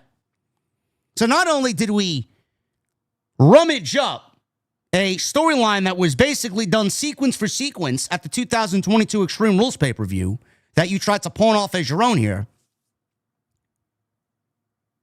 you have Big Bill and Eddie Kingston, second match in, no reason why it's happening, absolutely destroyed all excitement around Eddie Kingston's return, to have the ending that we got with the spinning shuriken back fist missing, botched ending, going for the cover, to a dead, lifeless crowd that didn't know how to react because what is there to actually react to?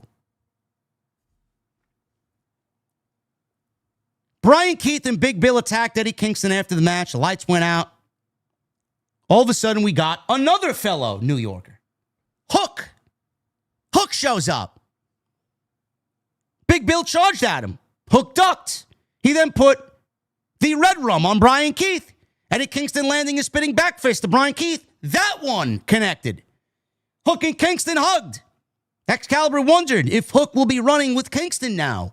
Danielson said Hook could learn a lot from Eddie Kingston, and they are now going to be a pairing on AEW television. So we go from Hook having Samoa Joe as his protege to them completely ignoring the fact when Hook got back why he was booted out of the Ops and replaced with Powerhouse Hobbs, to them having Joe describe that Ops business has to move on. You got hurt. If you need any help, we'll always be there to back you up. No harm, no foul, no hard feelings.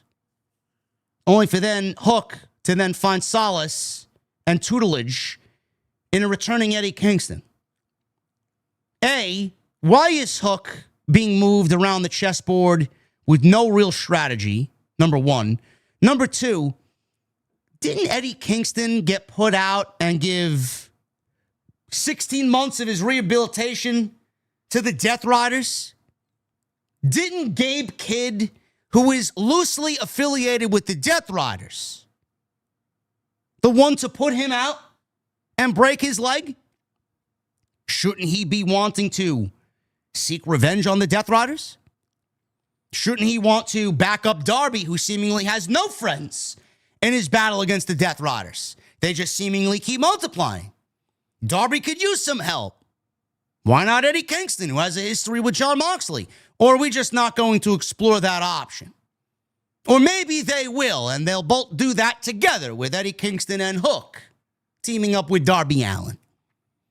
Introducing Eddie Kingston in the way that they did to get this match on the show was absolutely fucking deplorable. It was offensive, and it unbelievably reeked of someone who doesn't have a fucking clue on how to run a creative department. This was embarrassing. At this point, from this point on, I don't give a flying fuck what Eddie Kingston does on television. Because you reintroduced him in the worst way possible against someone that doesn't fucking matter to the overall audience who watches this show. You would have made a bigger impact if you brought Enzo Amore in and paired him up with Big Bill again.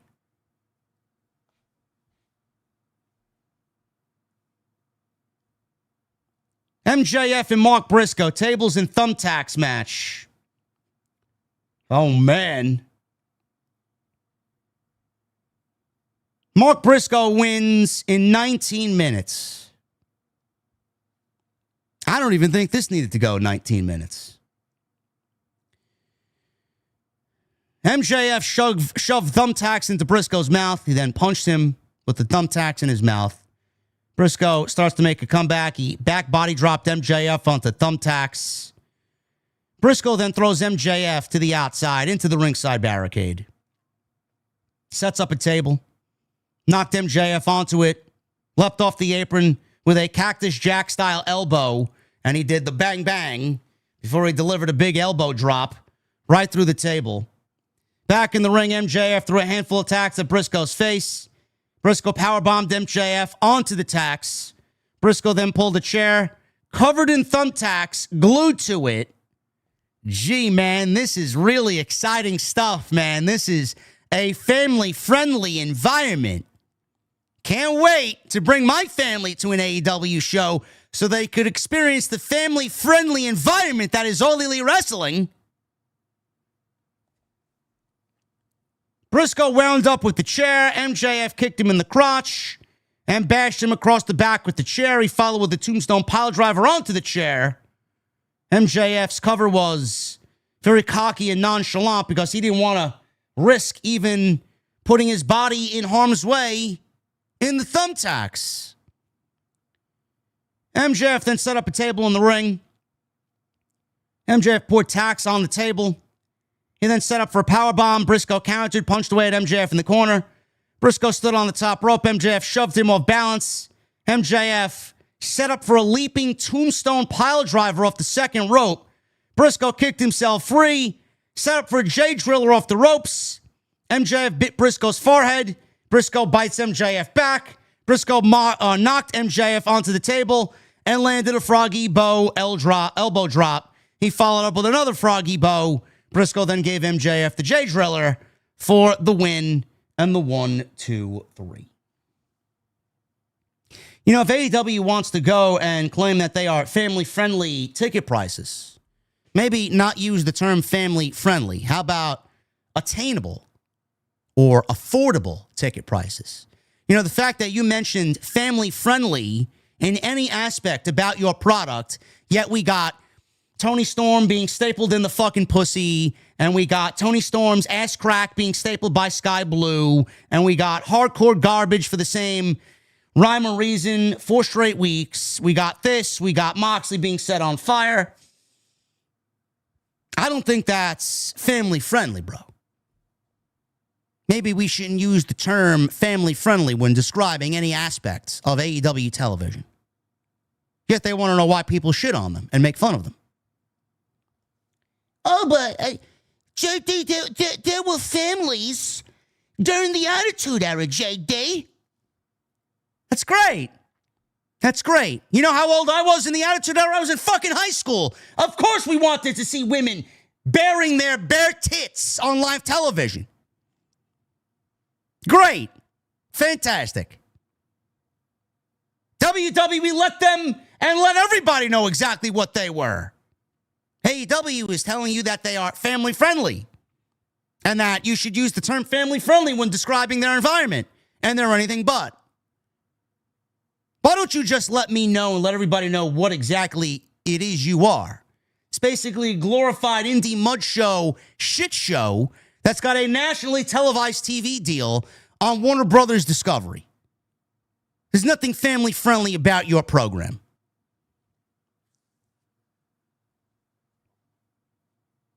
Speaking of irrelevant, the Hurt Syndicate, Bobby Lashley, Shelton Benjamin, and MVP versus Ricochet, Bishop Khan, and Toa Leona.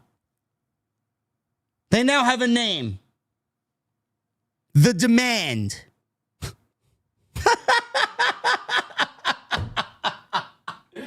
When has Ricochet ever been in demand, bro? When has he ever been in demand? Man, how this guy came in with all the fanfare in the world when he debuted at All In last year, only to die on the vine and be paired up with 2 guys who got a lot of promise, but the fans still haven't taken to, because for years Toni have presented them as losers. I don't give a shit what Bishop Khan looks like. He looks like $1 million. I don't give a shit how fearsome and menacing Toa Leona looks like. They are losers. Ricochet is a loser. What am I supposed to think? Why should I be excited about them teaming up together? What is next for them as a trio? Are they going to go after the Trios Championships? The Trios Championships, I have... There's more value in this empty espresso glass that's sitting on my desk than those Trios Championships.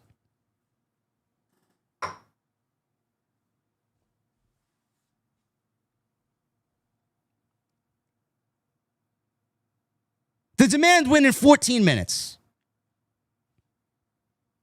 I'll give you one guess as to who took the pinfall loss here. Was it Bobby Lashley? Nope. Was it Shelton Benjamin? Nope.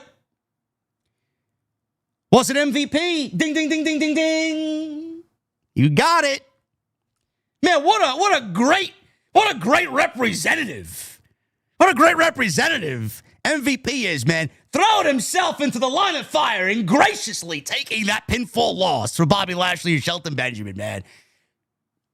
At what point do we start questioning why Bobby Lashley and Shelton Benjamin have not been pinned on AEW television? Has anybody asked this very important question? I understand you want to make your boys look like superstars, but didn't the report from Fightful say that the Hurt Syndicate would gladly put over the team of Gates of Agony?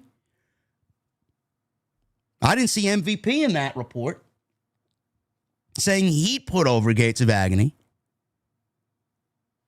14 minutes. The Hurt Syndicate, they're tweeners. Are they heels? Are they baby faces? I guess they work baby faces here because the demand are the heels. Ricochet leapt at MVP, but MVP countered into a suplex. He set up his playmaker finish. Bishop Khan shot blocked MVP from behind. He held him up as Ricochet finished MVP off with the Spirit Gun. 1, 2, 3. Crowd couldn't be bothered to give a single fuck about this match. What does it mean? Where does it go? Who cares? A meaningless, middle-of-the-road feud for both teams, and there's no direction for either team coming out of this. One goes to the Trios Championships, which mean nothing, and a match with the Ops, and the other probably go on to maybe, as reports state, possibly add a new member. Who that is, I don't know. Maybe with this loss, MVP realizes that he should not be in the ring, costing the Hurt Syndicate a match, and he goes out and signs a new Hurt Syndicate member. Who that is, I don't know. Match didn't do anything for either team. Speaking of not doing anything, Mercedes Monet and Riho for the TBS Championship. Mercedes wins in 16 minutes. This match went longer, in my opinion, than 16 minutes. This match felt like it never ended. Now I got a couple of questions here. Number one, why is Riho getting a TBS Championship match? I don't know. Maybe because there's nobody else for Mercedes to fucking bury in the division? Number two, Riho soaking wet is like 65 pounds. You mean to tell me that Mercedes Monet struggled against Riho for 16 minutes? I don't understand how we are to believe Mercedes couldn't put Riho away in half this time. They worked submissions middle of the match, leveraged pin attempts back and forth. Mercedes landed a Meteora off the ring apron, scored a near fall. They battled back and forth with some mat work. Riho is trying to get some advantage here. Mercedes gouged her eyes after she distracted the referee, hits a lung blower, and then the moneymaker for the win. How any of you look at this after what we've already went over and claim this is a great show? Genuinely. The only thing remotely close to being great before the fucking awful finish and the blatant steal of the post-match attack from the Extreme Rules pay-per-view back in 2022 was Edge and Christian versus FTR. Crowd was hot. Tag team action was really good. It was fun. I was into it. After that, we got Eddie Kingston, Big Bill. We got a fucking bloodbath between Mark Briscoe and MJF in a tables and thumbtacks match, which I didn't give a fuck about because it's so beneath MJF. It's not even funny. And then you got the Hurt Syndicate versus The Demand to then go into Mercedes and Riho for the TBS title. On what planet do you deem this show great through 5 matches? I mean, you could be in a coma. You could be cryogenically frozen for the last 7 years. Wake up. Wake up on Saturday afternoon to watch this one match, and this is the first match that you watched after being cryogenically frozen for the last 7 years, and you would have already known who was going to win this match before the bell even rung. If there's one thing that is awful, if there's one thing that has been so blatantly awful about AEW television, more so than anything else, besides the lack of creative. It is the fact that every match they seemingly put together is, out of 8 matches, out of 10 matches, 8 of them are predictable as fuck. How do you look at this and get excited? Crowd couldn't even be bothered to care. The crowd sat on their hands through most of this match. They popped here and there for a couple of near falls where they believed Riho was going to win. Riho should not be on television, especially against Mercedes. The only reason why Riho was on television in a TBS title match is because she buried everybody else, and there's no one left to bury. It is time to move Mercedes on into something that resembles a fucking story that generates weekly interest from one show to the next, with dialogue, with story, with some sort of continuity. Having Mercedes come out and dance every fucking week while she stands there with her 9 fucking titles, 9 of which are completely irrelevant, is not what I call captivating television. But everything's great. Toni the Tiger says everything's fucking great. Complete waste of my time. Sixth match on the show was easily the best match of the entire night, in my opinion. Predictable, but this was great. If there's one thing that AEW does, they produce great triple threat matches. Now, the 2 best triple threat matches of the entire pro wrestling calendar year happened at WrestleMania. Seth Rollins, Roman Reigns, and CM Punk in the main event of night 1, and then Rhea, Io, and Bianca. WrestleMania night 2 in April. There's no triple threat match this year better than either one of those 2 triple threat matches. The only other one that even came close, was Lyra, Bayley, and Becky at Evolution. That was it. There was maybe one, I believe, at Revolution. It was Kenny Omega, Ricochet, and Speedball, which was great. AEW does a great triple threat match. I will give them that much. Okada, Takeshita, and Mascara Dorada, who only was in this match to eat the pinfall. It would have been either him or Beast Mortos, because that was the qualifying match. It was either him or Beast Mortos, and somehow Mercedes' creative control has seeped onto Mr. Monet, and apparently they did not want him to only be in this match to eat the pinfall, because he's better than that. Maybe he used his lawyer skills to lobby himself out of the losing pinfall here. This was great. We'll pick it up halfway through here. Dorada. He stood up on the ringside barricade. Excalibur is saying Dorada's on the verge of the biggest victory of his career. They got to sell it. Give me a fucking break. Dorada. Who the fuck is Mascara Dorada? He lifted Okada up onto his shoulders. He landed a neck breaker for a near fall. Okada took over, landed a top rope elbow drop. He gave the crowd the middle finger. Takeshita comes on in. He goes after Okada, who they are building tension with. They're both in the Don Callis family.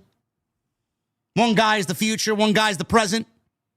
And it looks like Don Callis is ignoring the future and hitching his wagon to the present in Okada. They exchange moves, counters back and forth. Takeshita eventually hits a blue thunder bomb for a near fall. Mascara Dorada caught Takeshita with a destroyer. Dorada leapt off the top rope, landed a 450 splash. Okada yanked Dorada by his boot to ringside before the 3 count and shoved him into the barricade. All 3 stood on the top rope, and Dorada took Takeshita and Okada to the mat with a double Hurricane Rana. He scored a 2 count on Okada and then a 2 count on Takeshita. Takeshita and Okada clear the ring, face off, exchange strikes in the middle of the ring. Okada gave Takeshita a tombstone. Dorada landed a moonsault on both Takeshita and Okada for a 2 count. He followed with a top rope shooting star press on Okada. And Okada recovered enough to lift the knees. Takeshita then kicked Dorada. Okada and Takeshita battled again. Okada lands a big drop kick. Takeshita ducked the Rainmaker and suplexed both Dorada and Okada.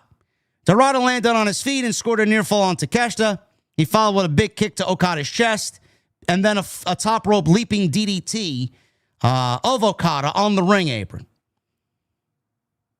He paused and he played up to the crowd. He climbed to the top rope. Takeshita recovered and knocked Dorada off balance.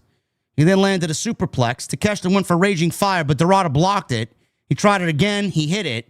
Okada broke up the cover off Raging Fire. Okada went for a Rainmaker on Takeshita. Takeshita blocked the Rainmaker. Okada knocked Takeshita out of the ring and then hit Dorada with the Rainmaker. And he eventually pinned Massacre Dorada for the 1, 2, 3. Callis comes in. Now, this is after Okada and Takeshita have a stare down and they're face-to-face here. Don Callis gets in the ring, and he gets in between them, and he congratulates Okada. Takeshita left on his own as Okada celebrated with Don Callis. So it looks like Don Callis is not really sensitive to Takeshita losing here, and he thinks he's doing this, or he thinks they are doing this for the great competition that exists in the Don Callis family. But there's clearly a jealousy and an envious tension between both Takeshita and Okada. Now, I don't know what this is going to result in. Are we going to get a match at Wrestle Dream between Takeshita and Okada? Or is this something that Tony Khan is going to wait on, and we're going to get the final in the Continental Classic at World's End between Takeshita and Okada, with Takeshita eventually winning the Continental title after winning the Continental Classic from Okada at World's End? If I had my choice in the matter, I would let this story play out a little bit, wait till the Continental Classic, have the final of Takeshita and Okada, and put Takeshita over Okada at World's End.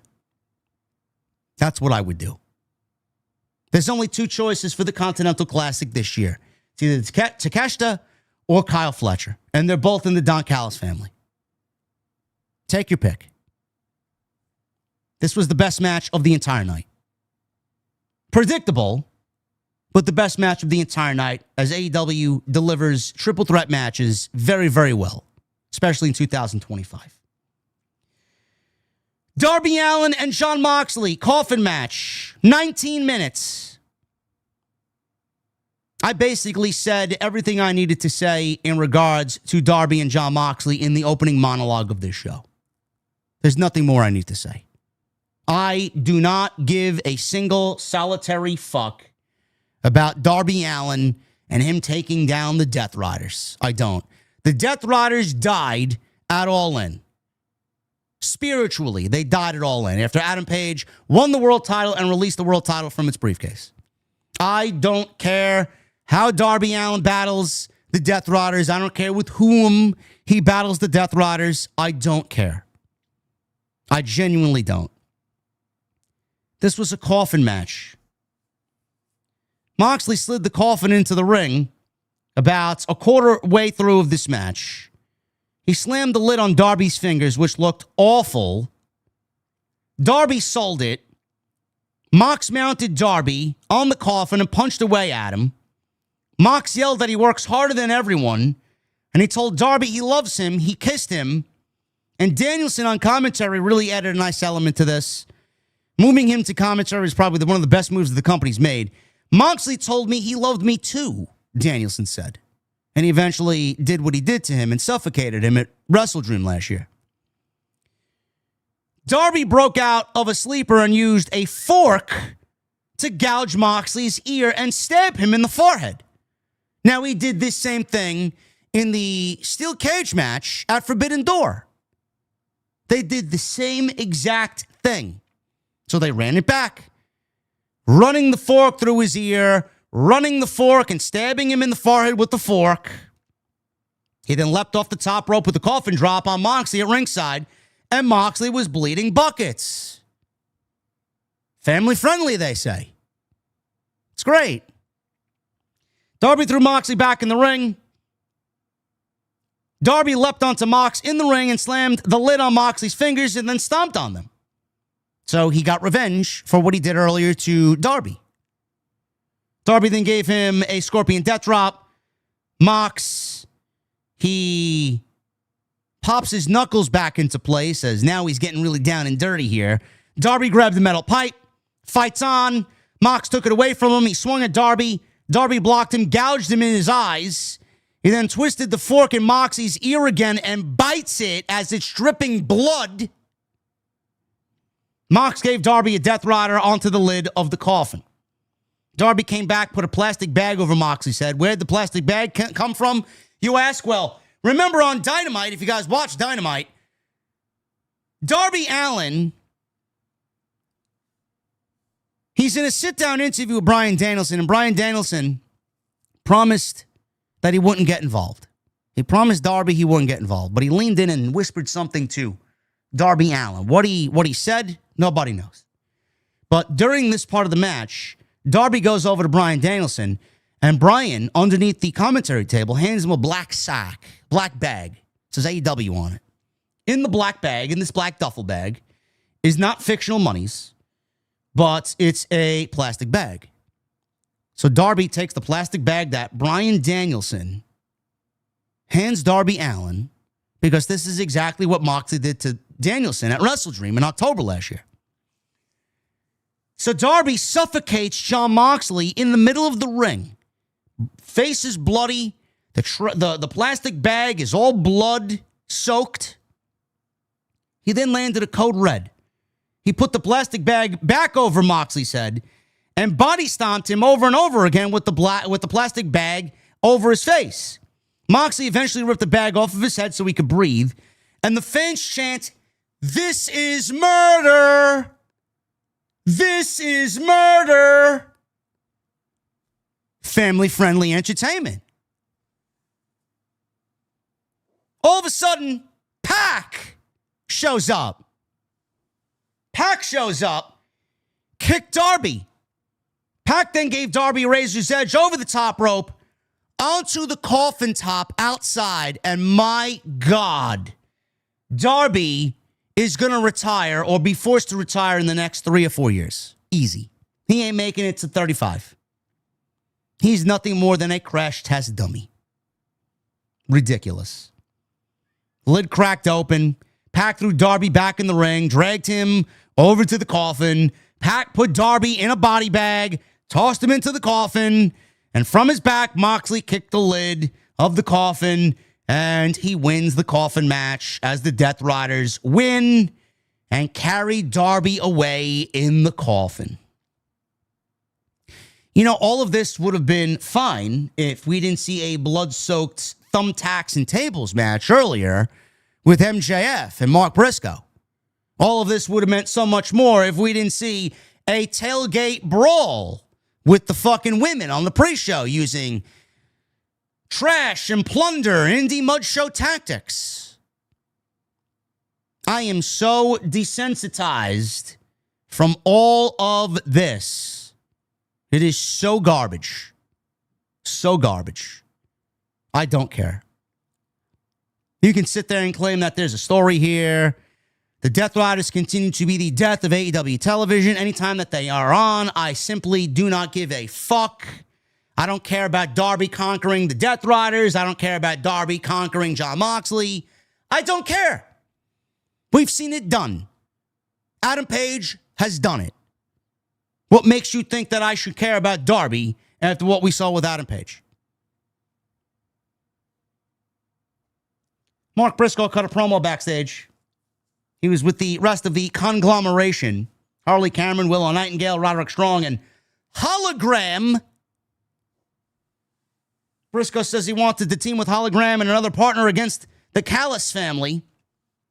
What a way to move on from beating the longest reigning former AEW World Champion in company history. What a way to move on from that and beating MJF, teaming with Hologram, folks. What a follow-up. What a follow-up. So all the while, we got Kyle O'Reilly on the phone with somebody. Mark Briscoe asked if the person he called on the phone was ready to return, O'Reilly said, he said, whatever.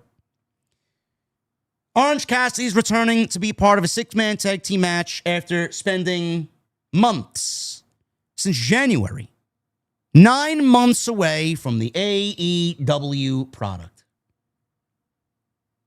Man, I'm sure that's going to generate buzz and excitement and have a big increase in the ratings with Orange Cassidy coming back to television. I know what it will do.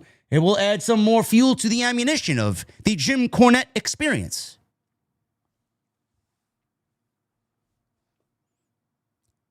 Toni Storm. She defended the AEW Women's Championship against Thekla, Jesse. Thekla. The Toxic Spider, Jesse. Thekla. Kris Statlander and Raggy Reho, Jamie Hayter. Fatal 4-way AEW Women's Championship match. I'm sure I will be under fire from the sickos for my opinion here. I want to say first and foremost, Jesse and I both adore Kris Statlander. Kris Statlander is great. Kris Statlander is one of the best females that they have in that entire division. Nobody deserves more success than Kris Statlander. Toni Storm has held the AEW Women's Championship since Grand Slam Australia. She won it back from Mariah May. She went on to have a Hollywood ending match at Revolution with Mariah May, now Blake Monroe in NXT. She's held the title since February. She has lasted through random opponents, basically held the championship for one reason and one reason only, and that's because Tony Khan wanted Toni Storm versus Mercedes Monet for the AEW Women's Championship at their biggest show of the year, because it was legitimately the biggest match that Tony Khan had at his disposal in the women's division. After burying an entire division around both of these women, they were the only two women left worth anything. After All In, Toni has had absolutely zero direction and zero title defenses that meant anything. She's just been present. She's just been there on the show. She beat Athena after Athena cashed in the contract. Athena went to go disappear again, back on the Ring of Honor app, never to be seen or heard from again, back in Guantanamo Bay. And everybody was wondering coming into All Out what Toni Storm was going to be doing with the AEW World Championship, AEW Women's World Championship. Would it be against Stat? Would it be against Thekla? Would it be against Jamie Hayter? She had nothing to do with any of these women outside of a couple of random tag team matches that we've seen her be a part of on Collision. And they opted to put all four of these women in a fatal 4-way match. I didn't give any chance to any of the other women because I just didn't see Toni Storm losing the championship in such unenthusiastic, uninspired fashions. I did not see Toni Storm losing the championship in a random thrown together fatal 4-way that meant absolutely nothing as far as the television time that it was given. Toni Storm lost the AEW Women's Championship match. She lost the AEW Women's Championship to Kris Statlander. Stat pinned Toni in a seatbelt leverage pin out of nowhere, which she learned from Orange Cassidy.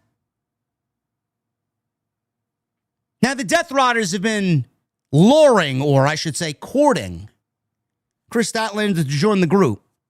Wheeler Useless showed up at the beginning of the match, started cheering her on. Come on, Stat, you got this. If you need me, I got you. She didn't need anybody to beat Toni, and she won the match on her own. Everybody was shocked. 12 minutes. Match meant nothing. Statlander beats Toni Storm.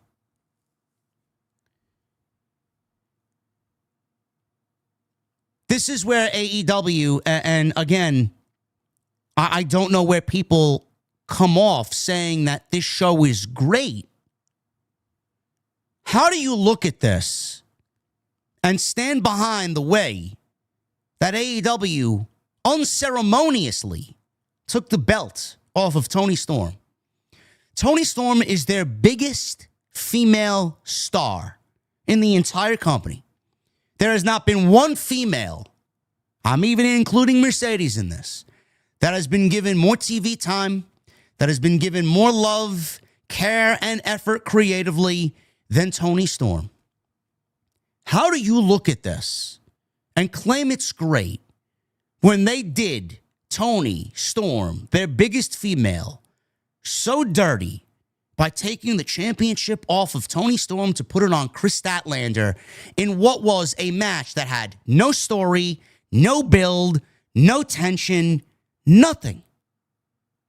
It was thrown together simply to get Toni Storm on the card and to get an AEW Women's Championship featured at the pay-per-view. How do you take the title off of Toni Storm in the most unceremonious way, like you did here tonight? If you wanted Toni Storm to lose the championship, why didn't you build a story and a tension and some fucking continuity with weeks of television that went into it by presenting Kris Statlander as someone who wants the championship, building a story around Kris Statlander wanting a title shot, and giving me a reason to fucking care about Kris Statlander chasing the world championship? How do you look at Kris Statlander winning the women's championship in a fatal four-way with other women involved, taking away actively from the moment when it should have been, could have been, Kris Statlander winning the title in a one-on-one match with Toni Storm? If you had decided that you wanted the title to be changed from Toni to Kris, why didn't we go about doing it in a one-on-one match? What does Thekla have to do with the women's championship? What the fuck does Jamie Hayter have to do with the women's championship? She just got back. She should be focused on Thekla. Thekla took her out, supposedly. She saved Queen Aminata at Forbidden Door. If you wanted a title change, why didn't we go about this in a one-on-one match? Now, again, congratulations to Kris Statlander. Congratulations to Kris Statlander. I don't want to take anything away from Stat. She's fucking great. But I can't sit here and say this was a great win when I know AEW basically made the switch for one reason and one reason only. And this is where I'm going to get canceled. Jason G, please, if you're watching, bro, clip it. The reason why they took the title off of Toni Storm is because either A, Toni Storm doesn't want to lose to Mercedes, or B, Tony Khan doesn't want to beat Toni Storm and have Mercedes beat Toni Storm. So there's not going to be another match where Mercedes gets her win back over Toni Storm. What they theoretically did here, chat, is the following. They put the title on another babyface in Kris Statlander so that we could go and get Mercedes and Stat 3 so that Mercedes could beat the lowly Kris Statlander instead of beating Toni Storm for the championship, because it's going to look less innocent and less creative control. If Mercedes had Toni and beat Toni, it's easy for us to believe she can beat Kris Statlander and take the title from Kris Statlander. Any questions?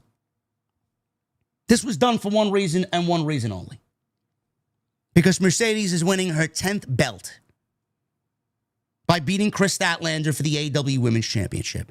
This is nothing more than a token title run. This is nothing more than we'll recognize you now before dropping the title to Mercedes. This is nothing more than a transitional championship title reign for one Statlander. And it pains me to say that because she's been there since basically day one. And all you're using her for is to propel somebody that already has Shang Tsung'd the entire fucking women's division. How many more souls does she need to feed on? She's already beaten Stat twice. Now, I don't know what they're doing with the TBS title. She could lose to someone. Beat Jade Cargill's reign, lose the TBS title, and replace that title with the AEW women's title. But if she loses, it defeats the purpose of her even getting a championship match because she would have lost. The way I look at a loss for Mercedes is she takes several steps back from attaining a women's championship title match. If she's getting a match, she'd have to win matches. So she's either going to win a 10th championship and break Ultimo Dragon's record by beating Stat, or she's going to drop the TBS title to someone that we may not even know is in the company yet. I deem Dakota Kai as the one coming in to beat Mercedes. I could see that very well taking place. And I think Mercedes is going to be the one to be set up to beat Statlander. And it may happen at World's End. Because that's where their second match took place? That's where their second match took place, which was better than the first match that they had. They ran it back. World's End. Funny enough, how we're already booking possibly MJF ending Adam Page, possibly Darby Allin ending Jon Moxley, possibly Takeshita ending Okada, and possibly Mercedes ending Kris Statlander at World's End. The only reason why they took the title off Toni to put her on another babyface is because Mercedes is going to beat that babyface and be the AEW Women's Champion by the year's end. Any questions? Sorry, folks. I didn't want to be a Debbie Downer on your Statlander run, but you got to know the truth. Nobody else is going to break it to you. Brodito, Jet Speed, Young Bucks, and the Don Callis family, Hechicero, and Josh Alexander. Fatal 4-way, AEW Tag Team title match. Again, folks, I am desensitized to ladders, plunder with a ladder spots. I just don't care. You know, AEW is so great. AEW is so great that, again, in this match, they took inspiration from the SummerSlam 6-way ladder match with all the SmackDown tag teams at SummerSlam, and they redid the same spot that those teams did in this match. Bandito powerbombed Josh Alexander off of a ladder onto a bridging ladder. Matt then gave Bandito a leaping spike DDT on the ring apron. Brody walked the ladder bridge at ringside and gave Bayley a leaping tombstone that broke the ladder. Everybody did a move, calculated move, off of a ladder onto some table or onto a ladder. 4 different spots happened here, just like it happened in the SummerSlam tag team title match with all the SmackDown tag teams.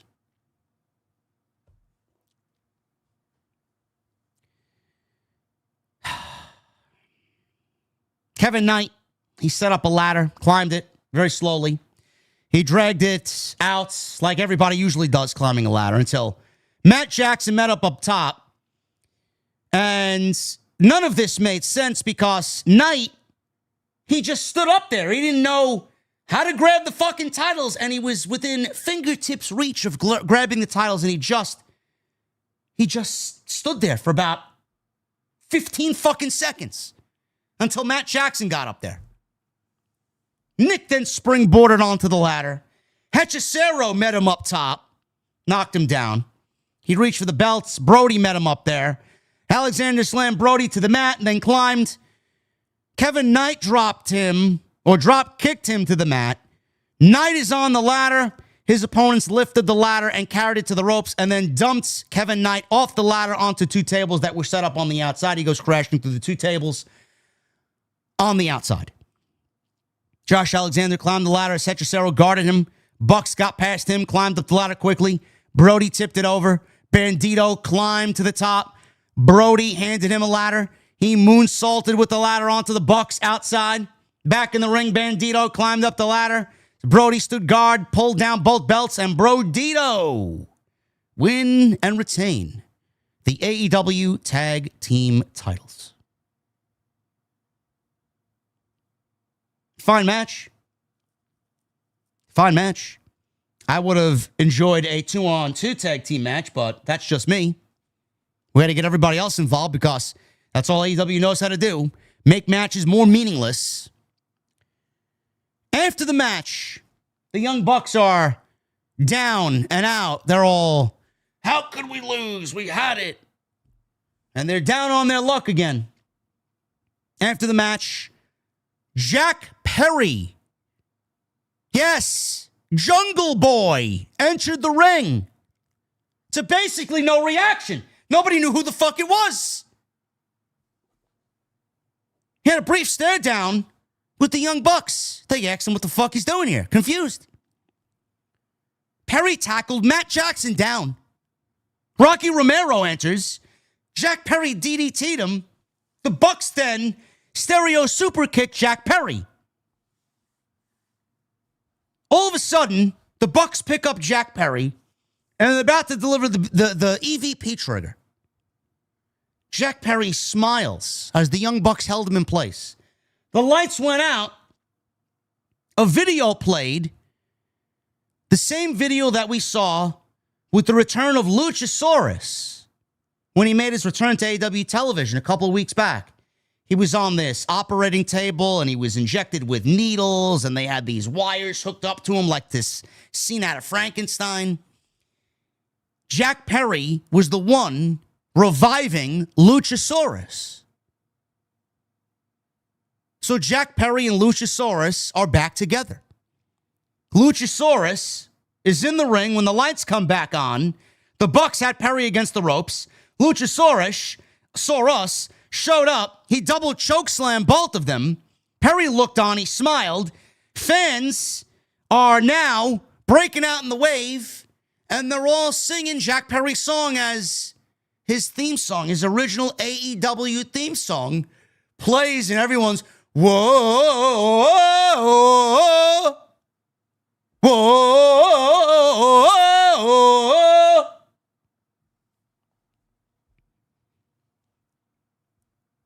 Jack Perry and Luchasaurus hugged, and the boy has once again found his dinosaur.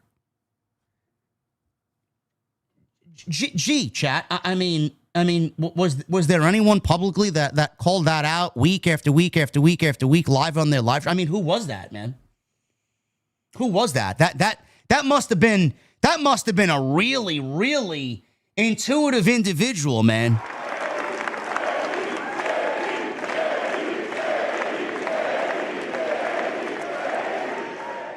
Thank you very much, man. I appreciate it. Yeah, I've been calling this for weeks. I've been calling this out for weeks.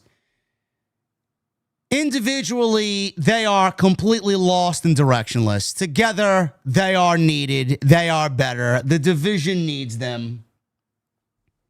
And this is a great pairing back together. Now, what would ruin it is if they somehow get Marco Stunt back involved and they try and restore the feeling. But I do know that Luchasaurus and Jack Perry, better known as Jurassic Express, have had some great battles with the Young Bucks over the glory years of AEW. So if that's where we are going, it feels like AEW may want to be restoring the feeling with some old school tag team wrestling. No problem with that. Hopefully they give us some sort of explanation. The Young Bucks, they don't really care about explaining much of anything. The last time we saw Jack Perry, bless me. The last time we saw Jack Perry, he was, what was he doing? When did we see Jack Perry last? It was, I want to say when they put Kenny Omega out. they carted him off and they had that blood-soaked intestine birthday cake. Was that the last time we saw Jack Perry? I know he wrestled Bryan Danielson. He wrestled Bryan Danielson at All Out last year in Chicago. They only did that to generate the heat that the Scapegoat and the Real Glass generated. I'm trying to think. What was the last time? When was the last time we saw Jack Perry? Full Gear 24. He lost the TNT Championship to who? Who did he lose the TNT Championship to? Danny Garcia? He lost the TNT Championship to Danny Garcia. That's right. He was driving that rickety fucking pedo bus, wasn't he? Yeah, he thought he was fucking Joker in The Dark Knight. Yeah, that's right. Danny Garcia. Oh, okay. Yeah, that's right. You guys are right. Yeah. We didn't see him since then. Now, we don't know why he's got a problem with the Young Bucks. We don't know what the explanation, if there will be an explanation on Wednesday as to why he attacked the Young Bucks. I'm also wondering how we go from Kip Sabian disrespecting Killswitch to them not really playing that out to get Killswitch to drop the Killswitch name to go back to Luchasaurus to team again with Jack Perry. How are we going to go from point A to point B without really telling us what happened in between? Are we going to get some closure, some conclusion, some ending to the Kip Sabian, Nick Wayne, Mother Wayne, Killswitch story before we move him on to dropping the Killswitch name and going back to Luchasaurus? Because everything just in between, completely no explanation. I'm supposed to sit there and say, yeah, man, yeah, that was a great return. I got questions. Now, granted, we may have to wait till Wednesday to see if we get any questions to these answers, or any answers to these questions, I should say. And if we don't get it, I am going to make sure that I raise awareness about this, obviously, on Wednesday when we cover Dynamite. But Jack Perry being back, Luchasaurus and Jack Perry being together, it's the right move. It's the right move to make. I called it weeks in advance, and nobody, legitimately not a single soul on my timeline, on my feed on X, was talking about Jack Perry. In fact, CM Punk made a choke. I think he was clipped choking at the end of the match. He was making a choking motion. I don't know if that meant A, Rollins choked in the match last night with him and AJ Lee, or he was having a good time and he was making fun of Jack Perry at the end of that mixed tag team match, and he was insinuating what had happened at All In London because he choked out Jack Perry. Nobody. You wouldn't even know if Jack Perry came back because nobody was talking about it. It's a great move for both. Where they go from here, hopefully we figure out on Wednesday. Moxley kneeled next to a coffin that held the remains of Darby Allin in the back. He gave it its last rites. He says it's over. The rest of the Death Riders sped away in their pickup truck. Darby, all of a sudden, emerges out of the casket. And he shocked Jon Moxley. He beat Jon Moxley down. He puts Jon Moxley in a body bag. He zipped it up. He picks up a lead pipe, only to then throw the lead pipe down. And he picks up some lighter fluid. He sprays lighter fluid all over the body bag, picks up a match lighter, one of them long match lighters, and lights the body bag on fire. He lit Jon Moxley on fire. All of a sudden, we have personnel and backstage crew quickly running over with fire extinguishers to extinguish the flames. And we had some backstage security dragging Darby away, saying that he needs to burn. He's going to burn. Moxley needs to burn. How do we top what we did tonight with Moxley and Darby Allin, chat? Is Tony Khan insinuating that we may get an Inferno match between Darby Allin and Jon Moxley? Somebody's going to have to be lit on fire. which I would not be surprised. They're going to have to really dig down deep if they want to steal a headline away from WWE. Setting someone on fire is probably their safest bet. And in the main event, Adam Page, Kyle Fletcher, AEW World Championship. They have this weird thing that they're doing where they label it the AEW Men's World Championship. No shit. Nobody thinks that you're challenging for the Women's Championship. The AEW World Heavyweight Championship is the most important title in the company.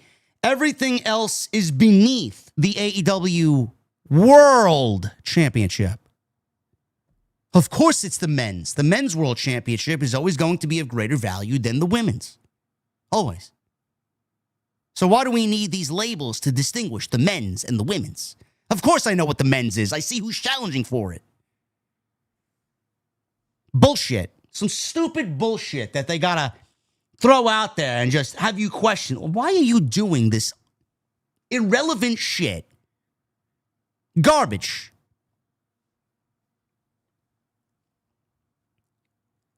How much of this match do you want me to go over? Do you want me to really go over all 40 minutes? I really don't want to go over all 40 minutes. I don't.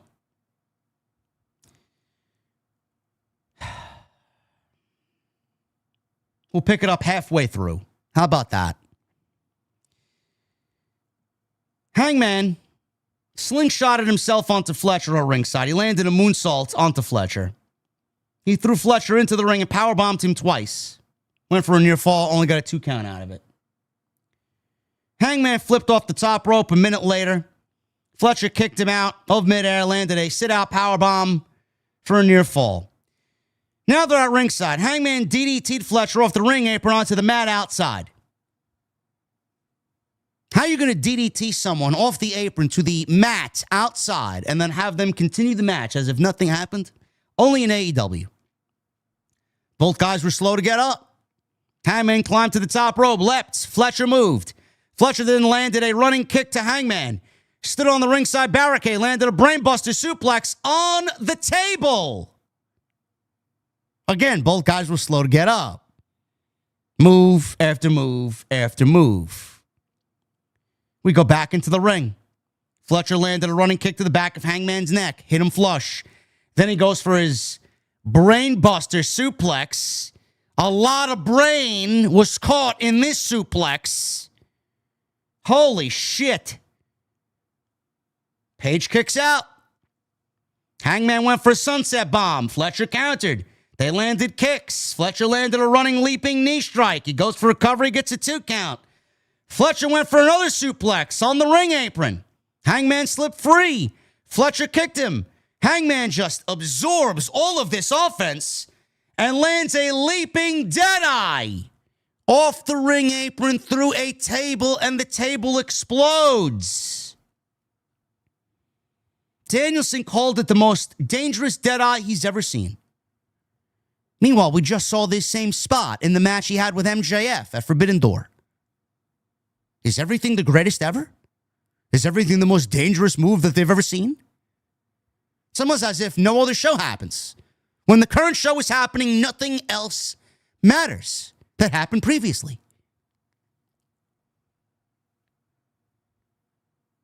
They replayed it multiple times. They were slow to get up. Hangman went for a buckshot after both finally made it back in the ring. Fletcher collapsed as he went for the buckshot because he tried to sell the effects of the deadeye. Hangman swung and missed. Both were down, slow to get up. Both guys get up, reach the ropes at a 9, breaks the referee's 10 count. Hangman signaled for a running knee. He landed the V-trigger and paid homage to Kenny Omega. Lifted Fletcher on his shoulders. He went for the one-winged angel. Fletcher slipped free.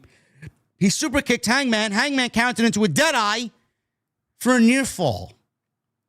So Kyle Fletcher takes a deadeye through the table on the outside, only to then barely make it back to his feet at a 10 count to eat a V-trigger and eat another deadeye, and he kicks out. Kicks out. So both guys were down. Both guys were slow to get up.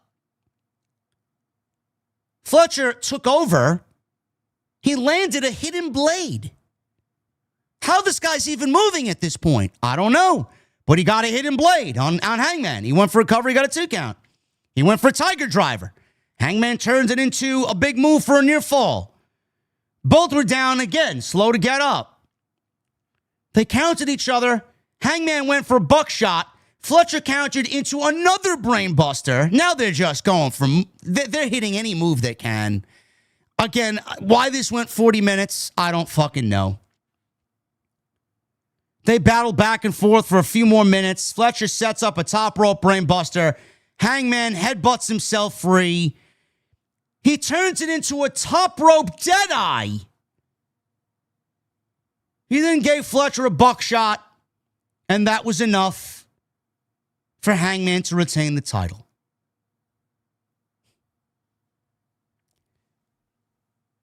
Move after move after move after move after move. No consequences. This match should have ended fucking 13 sequences ago. Yet this match went 40 minutes because they wanted to erase all of the negative things that Stevie Richards had to say, that Jim Cornette had to say, that I had to say about Kyle Fletcher not being ready and how this was a haphazard fucking feud just randomly thrown together for All Out, for the World Championship. While this guy's holding the TNT Championship, he should be focusing on TNT title business. Meanwhile, you put your secondary title in a position to be on the belt, the shoulder and waist of a loser. He's not ready. He wasn't ready coming in.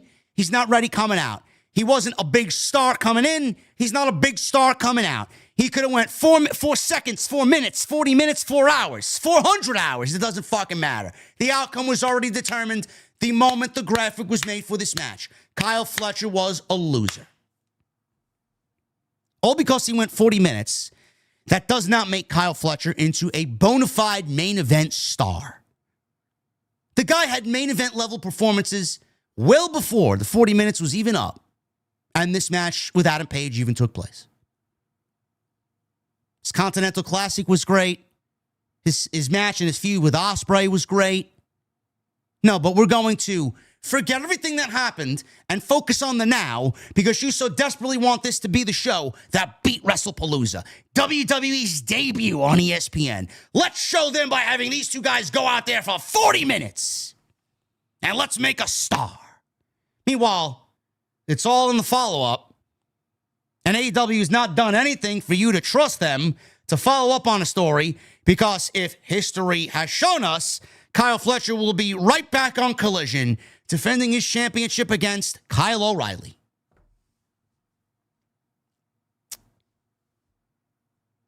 This show was as thrown together as anything as I've ever seen in AEW, honestly. If you thought what I discussed here tonight was great television, you're the reason why AEW television sucks in the first place. AEW All Out sucked. WrestlePalooza sucked. There's nothing to like about either company right now. And it's going to take more than great pro wrestling to get me on board. I could see great pro wrestling. I could order a fucking indie show on Triller TV and support a random indie and get great pro wrestling. That doesn't matter. What makes great pro wrestling better is stories that go into the matches and that lead into better story, greater story. When you have a conflict, when you have a story between one person and the other person, the match itself has so much more meaning. Everything is so much more well-rounded and full. You care more. Even if the outcome is predictable, you know it's going to be great because of how you got there in the first place. And the greatest example I could use is Johnny Gargano winning the NXT Championship.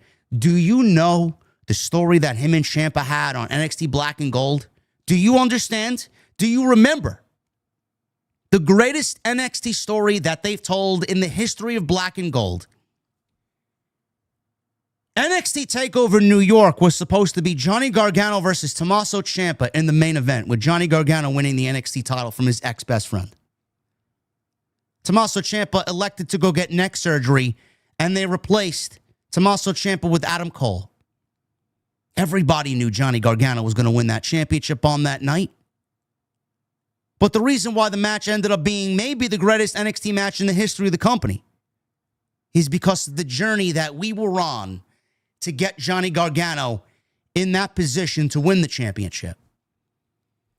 I don't know how else to put it to you. What you're watching on weekly AEW television is a fucking madman who thinks that he's growing his company by delivering great pro wrestling. And that's all he's doing. And I'm here to tell you it's going to take more than that to generate more audience getting back to watching this show. It's going to take more than that to fill these arenas. It's going to take more than that to stop AEW from running fucking rinky-dink residencies, coming off as the glorified indie that they really are. How do you do that? You do that by telling story. When you got story, you got the world by the balls. When you got story, you got people's interest. When you don't have story, you basically get this version of AEW. Lifeless and without any direction whatsoever. Thank you guys for all your support. We're going to get into your super chats. I contemplated not even going live. I'm glad we went live tonight because everything that I said here tonight needed to be said. Follow me on social media at JD from NY206, Twitter, Instagram, TikTok, and Cameo.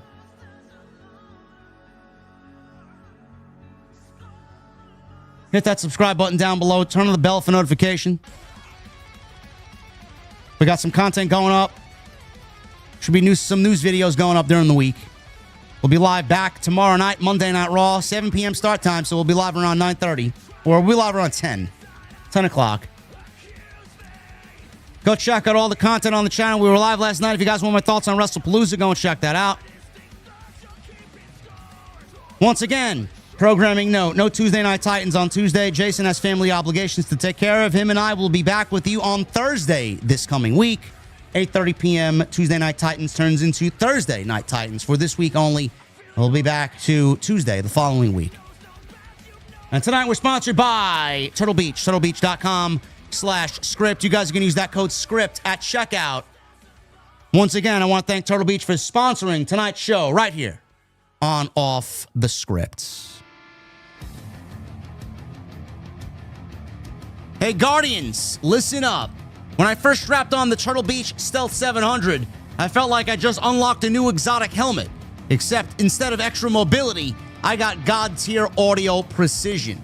Now, I've been grinding Destiny 2 Edge of Fate, and let me tell you, this headset is straight up a raid buff. The first thing I noticed, comfort. The memory foam cushions are so soft, I could probably wear them through an entire raid night and still forget that they are even on my head. Long nightfalls, Iron Banner sweats, wiping 17 times on a raid boss, it doesn't matter. These things never give you any debuffs. But here's the kicker, folks, the sound quality. With 3D spatial audio, I can hear everything. Enemy footsteps, the roar of a tormentor, even my fire team buddy rage quitting after dying in the jumping puzzles again. I swear the audio is so sharp I can hear a Cabal sneeze on the other side of the map. And the battery, 80 hours.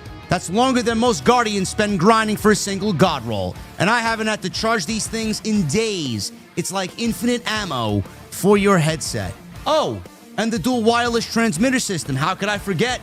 Absolute game changer. I can switch between my console and PC with a click and even connect my phone to play music while running Gambit. Yes, I farm moats to Metallica. Please don't judge me. Bottom line is, guys, Stealth 700 isn't just a headset. It's your new exotic for real life. Turtle Beach is the ultimate gaming cheat code. Head to turtlebeach.com and use my code SCRIPT for 10% off your entire order. That's 10% off at turtlebeach.com with promo code SCRIPT. And when they ask you where you heard about it, tell them Off the Script sent you. Get the ultimate immersive gaming experience with Turtle Beach today.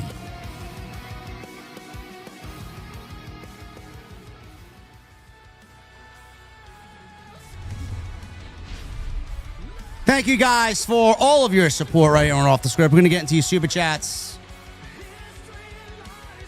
We're going to start with Michael Krause with a $2 super chat. Good Sunday, JDOTS. Our ball as well. Let's go. Yeah. Thank you, Michael. Tone C with a $2 super chat. It leaves me the devil horns. Thank you, brother. Olivia Lover with a $2 super chat said there's no outcome to Christian and the Killswitch story. Yeah. It's AEW, man. What do you expect? Darby deserves better, a win and not a Moxley s'more. Michelle. Thank you for the 2. MGM Ballin with a $9.99. I popped for Pac because he was back wearing street clothes. Oh, yeah. Me and Jesse are going to talk about that on Wednesday.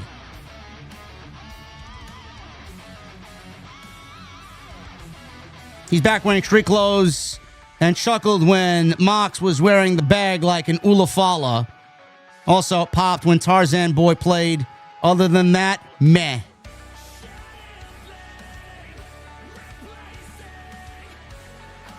Street Fighter with a $5 super chat. What is the name of the song where everybody throws up the ace emoji in the chat? Thanks, JD.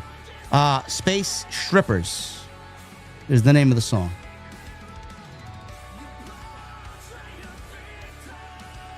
Space Strippers by Wolf and Raven. And the thrashy, heavy metal-like songs I've played in the beginning of the streams lately have been from my boys in Condition Critical. New Jersey-based thrash.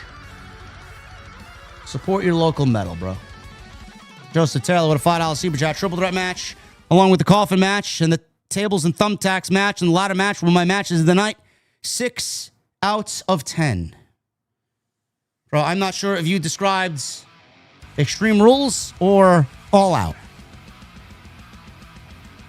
Best in the world, Matt, with a $5 super chat. Edge and Christian need a cameo appearance on a future season of Trailer Park Boys after last night. 10 out of 10 said.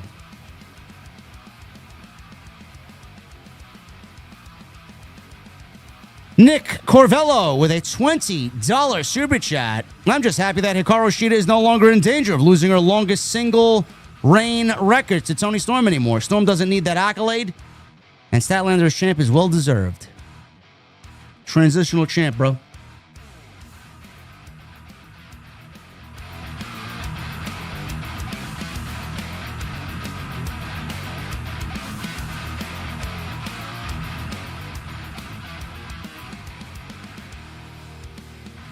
MGM Ballin with a 199. I also loved hearing This Is War by Alter Bridge. Ooh, man, I love that song. Can't wait for their new album. You know, I'm a fake Alter Bridge fan, apparently. Sickos think I'm a fake Alter Bridge fan.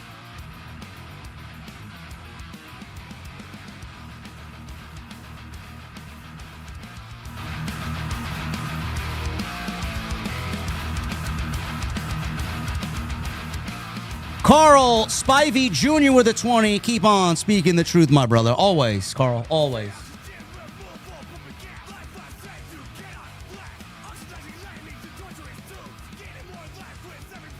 Street Fighter with a $5 super chat. I'm willing to bet Shawn Michaels HBK himself. Book that Stephanie EO match. I don't know who produced that match, but they tore the house down. Johnny Boy with a 10. I don't hate AEW, but how can AEW fan base considered to be family friendly with matches like multi-women, MJF and Briscoe, Darby Moxley matches? I don't get the over-the-top weapon use. They don't know any better, bro. They don't know how to generate buzz any better, so they use plunder and indie mud show tactics.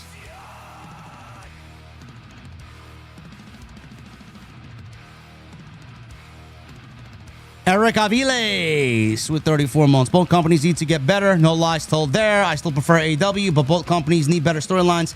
Thank you for what you do, JD. Thank you, Eric.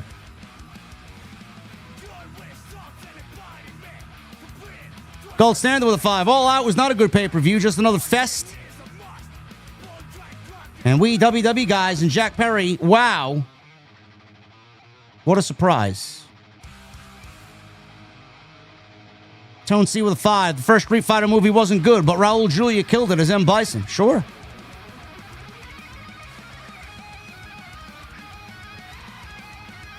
Sidro, I see. Bees create more buzz than AEW. Yes, and I'm afraid of bees. I am afraid of bees, bro. Gold Standard with a $5 super chat. Should Hang nail Paige, stay the champ, or lose to MJF? He should lose to MJF.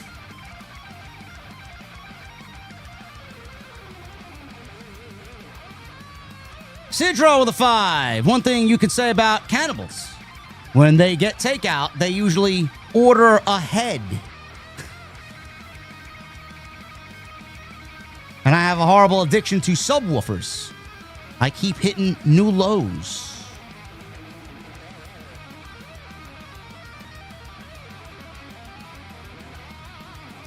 Sidro with a $2 super chat. Two breads went on a date. It was loaf at first sight.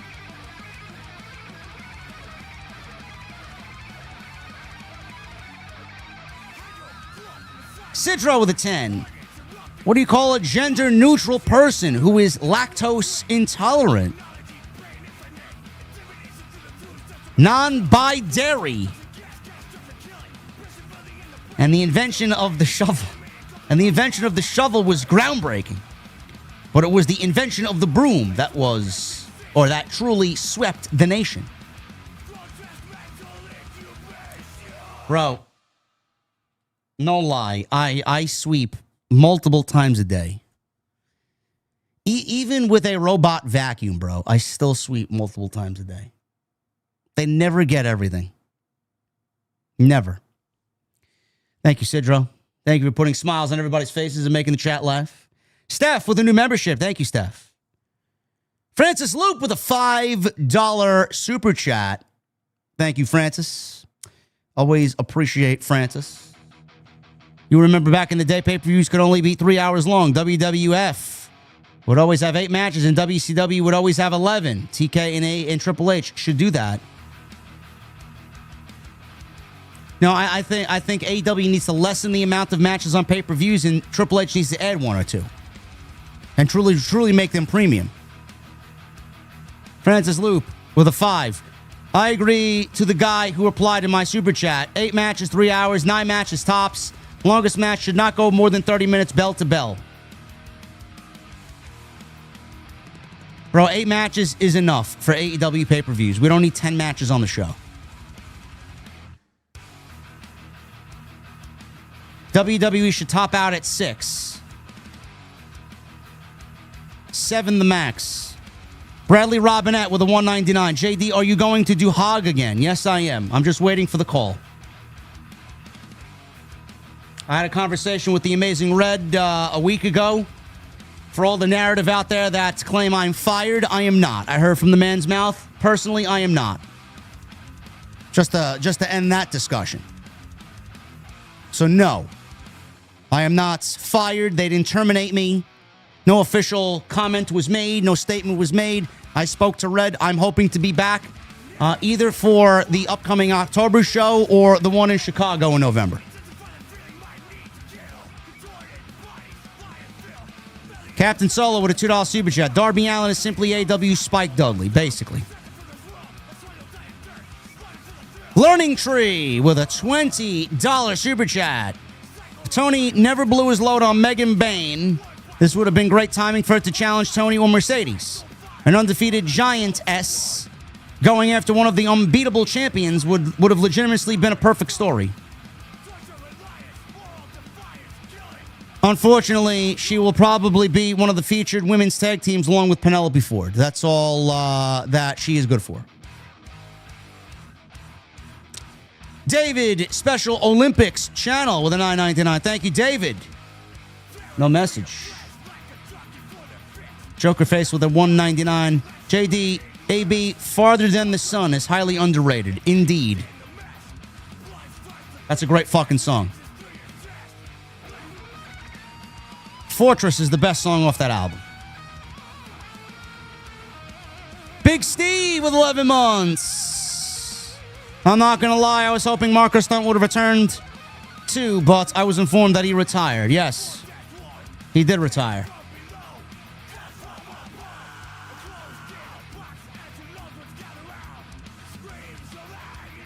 Hollywood guy with $5 super chat. I know he said that both shows suck, but which one was just a little better? They were both of equal suckiness, Hollywood guy. AEW had the better in-ring action. That's all I'll say. Fulgens Henry with a 41 months. What's your favorite barrel pick right now? Currently enjoying a delicious rare character single barrel cask strength and Barana finish. Cheers. I have not really partaken in some whiskeys, Fulgens. If you can get your hands on a bottle, it's still Jameson Crested. It's the smoothest whiskey I've ever tasted. Smoothest. It's great. And Brandon Neal. Brandon. Thank you for the $4.99 super chat. Did any of those returns get a big pop? I didn't care about any of them. JD, you rock, brother. Pac didn't get a single mention on social media. Jack Perry did not get a single mention on social media. Even Beth Phoenix did not get any traction. WWE looked to steal the headlines via social media by counter-programming AEW, and that's exactly what they did. No matter how uneventful the show was, and no matter how people were disappointed with the John Cena-Brock Lesnar match, all anyone is talking about still, good or bad, is about WrestlePalooza. They did what they wanted to do. Thank you guys for a great stream. I appreciate you all very, very much. We will be back tomorrow night, 10 p.m., Monday Night Raw. The fallout from the first ever Wrestle Palooza. We will talk about it all on Monday Night Raw. I'm not expecting much. I'm not expecting anything from WWE anymore. It's the same shit. Always let you down. They overhype everything and they brag about this is going to be so exciting. And nothing ever happens. And then we get Stephanie McMahon announced in the Hall of Fame and Pat McAfee coming back to do commentary. What about the actual show? What about the stories? What about the characters? What about the reason why we invest our time into this shit? Follow me on social media at JD from NY206, Twitter, Instagram, TikTok, and Cameo. Hit that subscribe button down below. Turn on the bell for all notifications. And please go check out all the content on the channel. Plenty of it. We'll be back tomorrow night live, 10 p.m. Monday Night Raw post show. TurtleBeach.com/script. Use that code SCRIPT at checkout for 10% off. And no TNT on Tuesday. We'll be back on Thursday this week, 8:30 p.m. for Thursday Night Titans, one and only.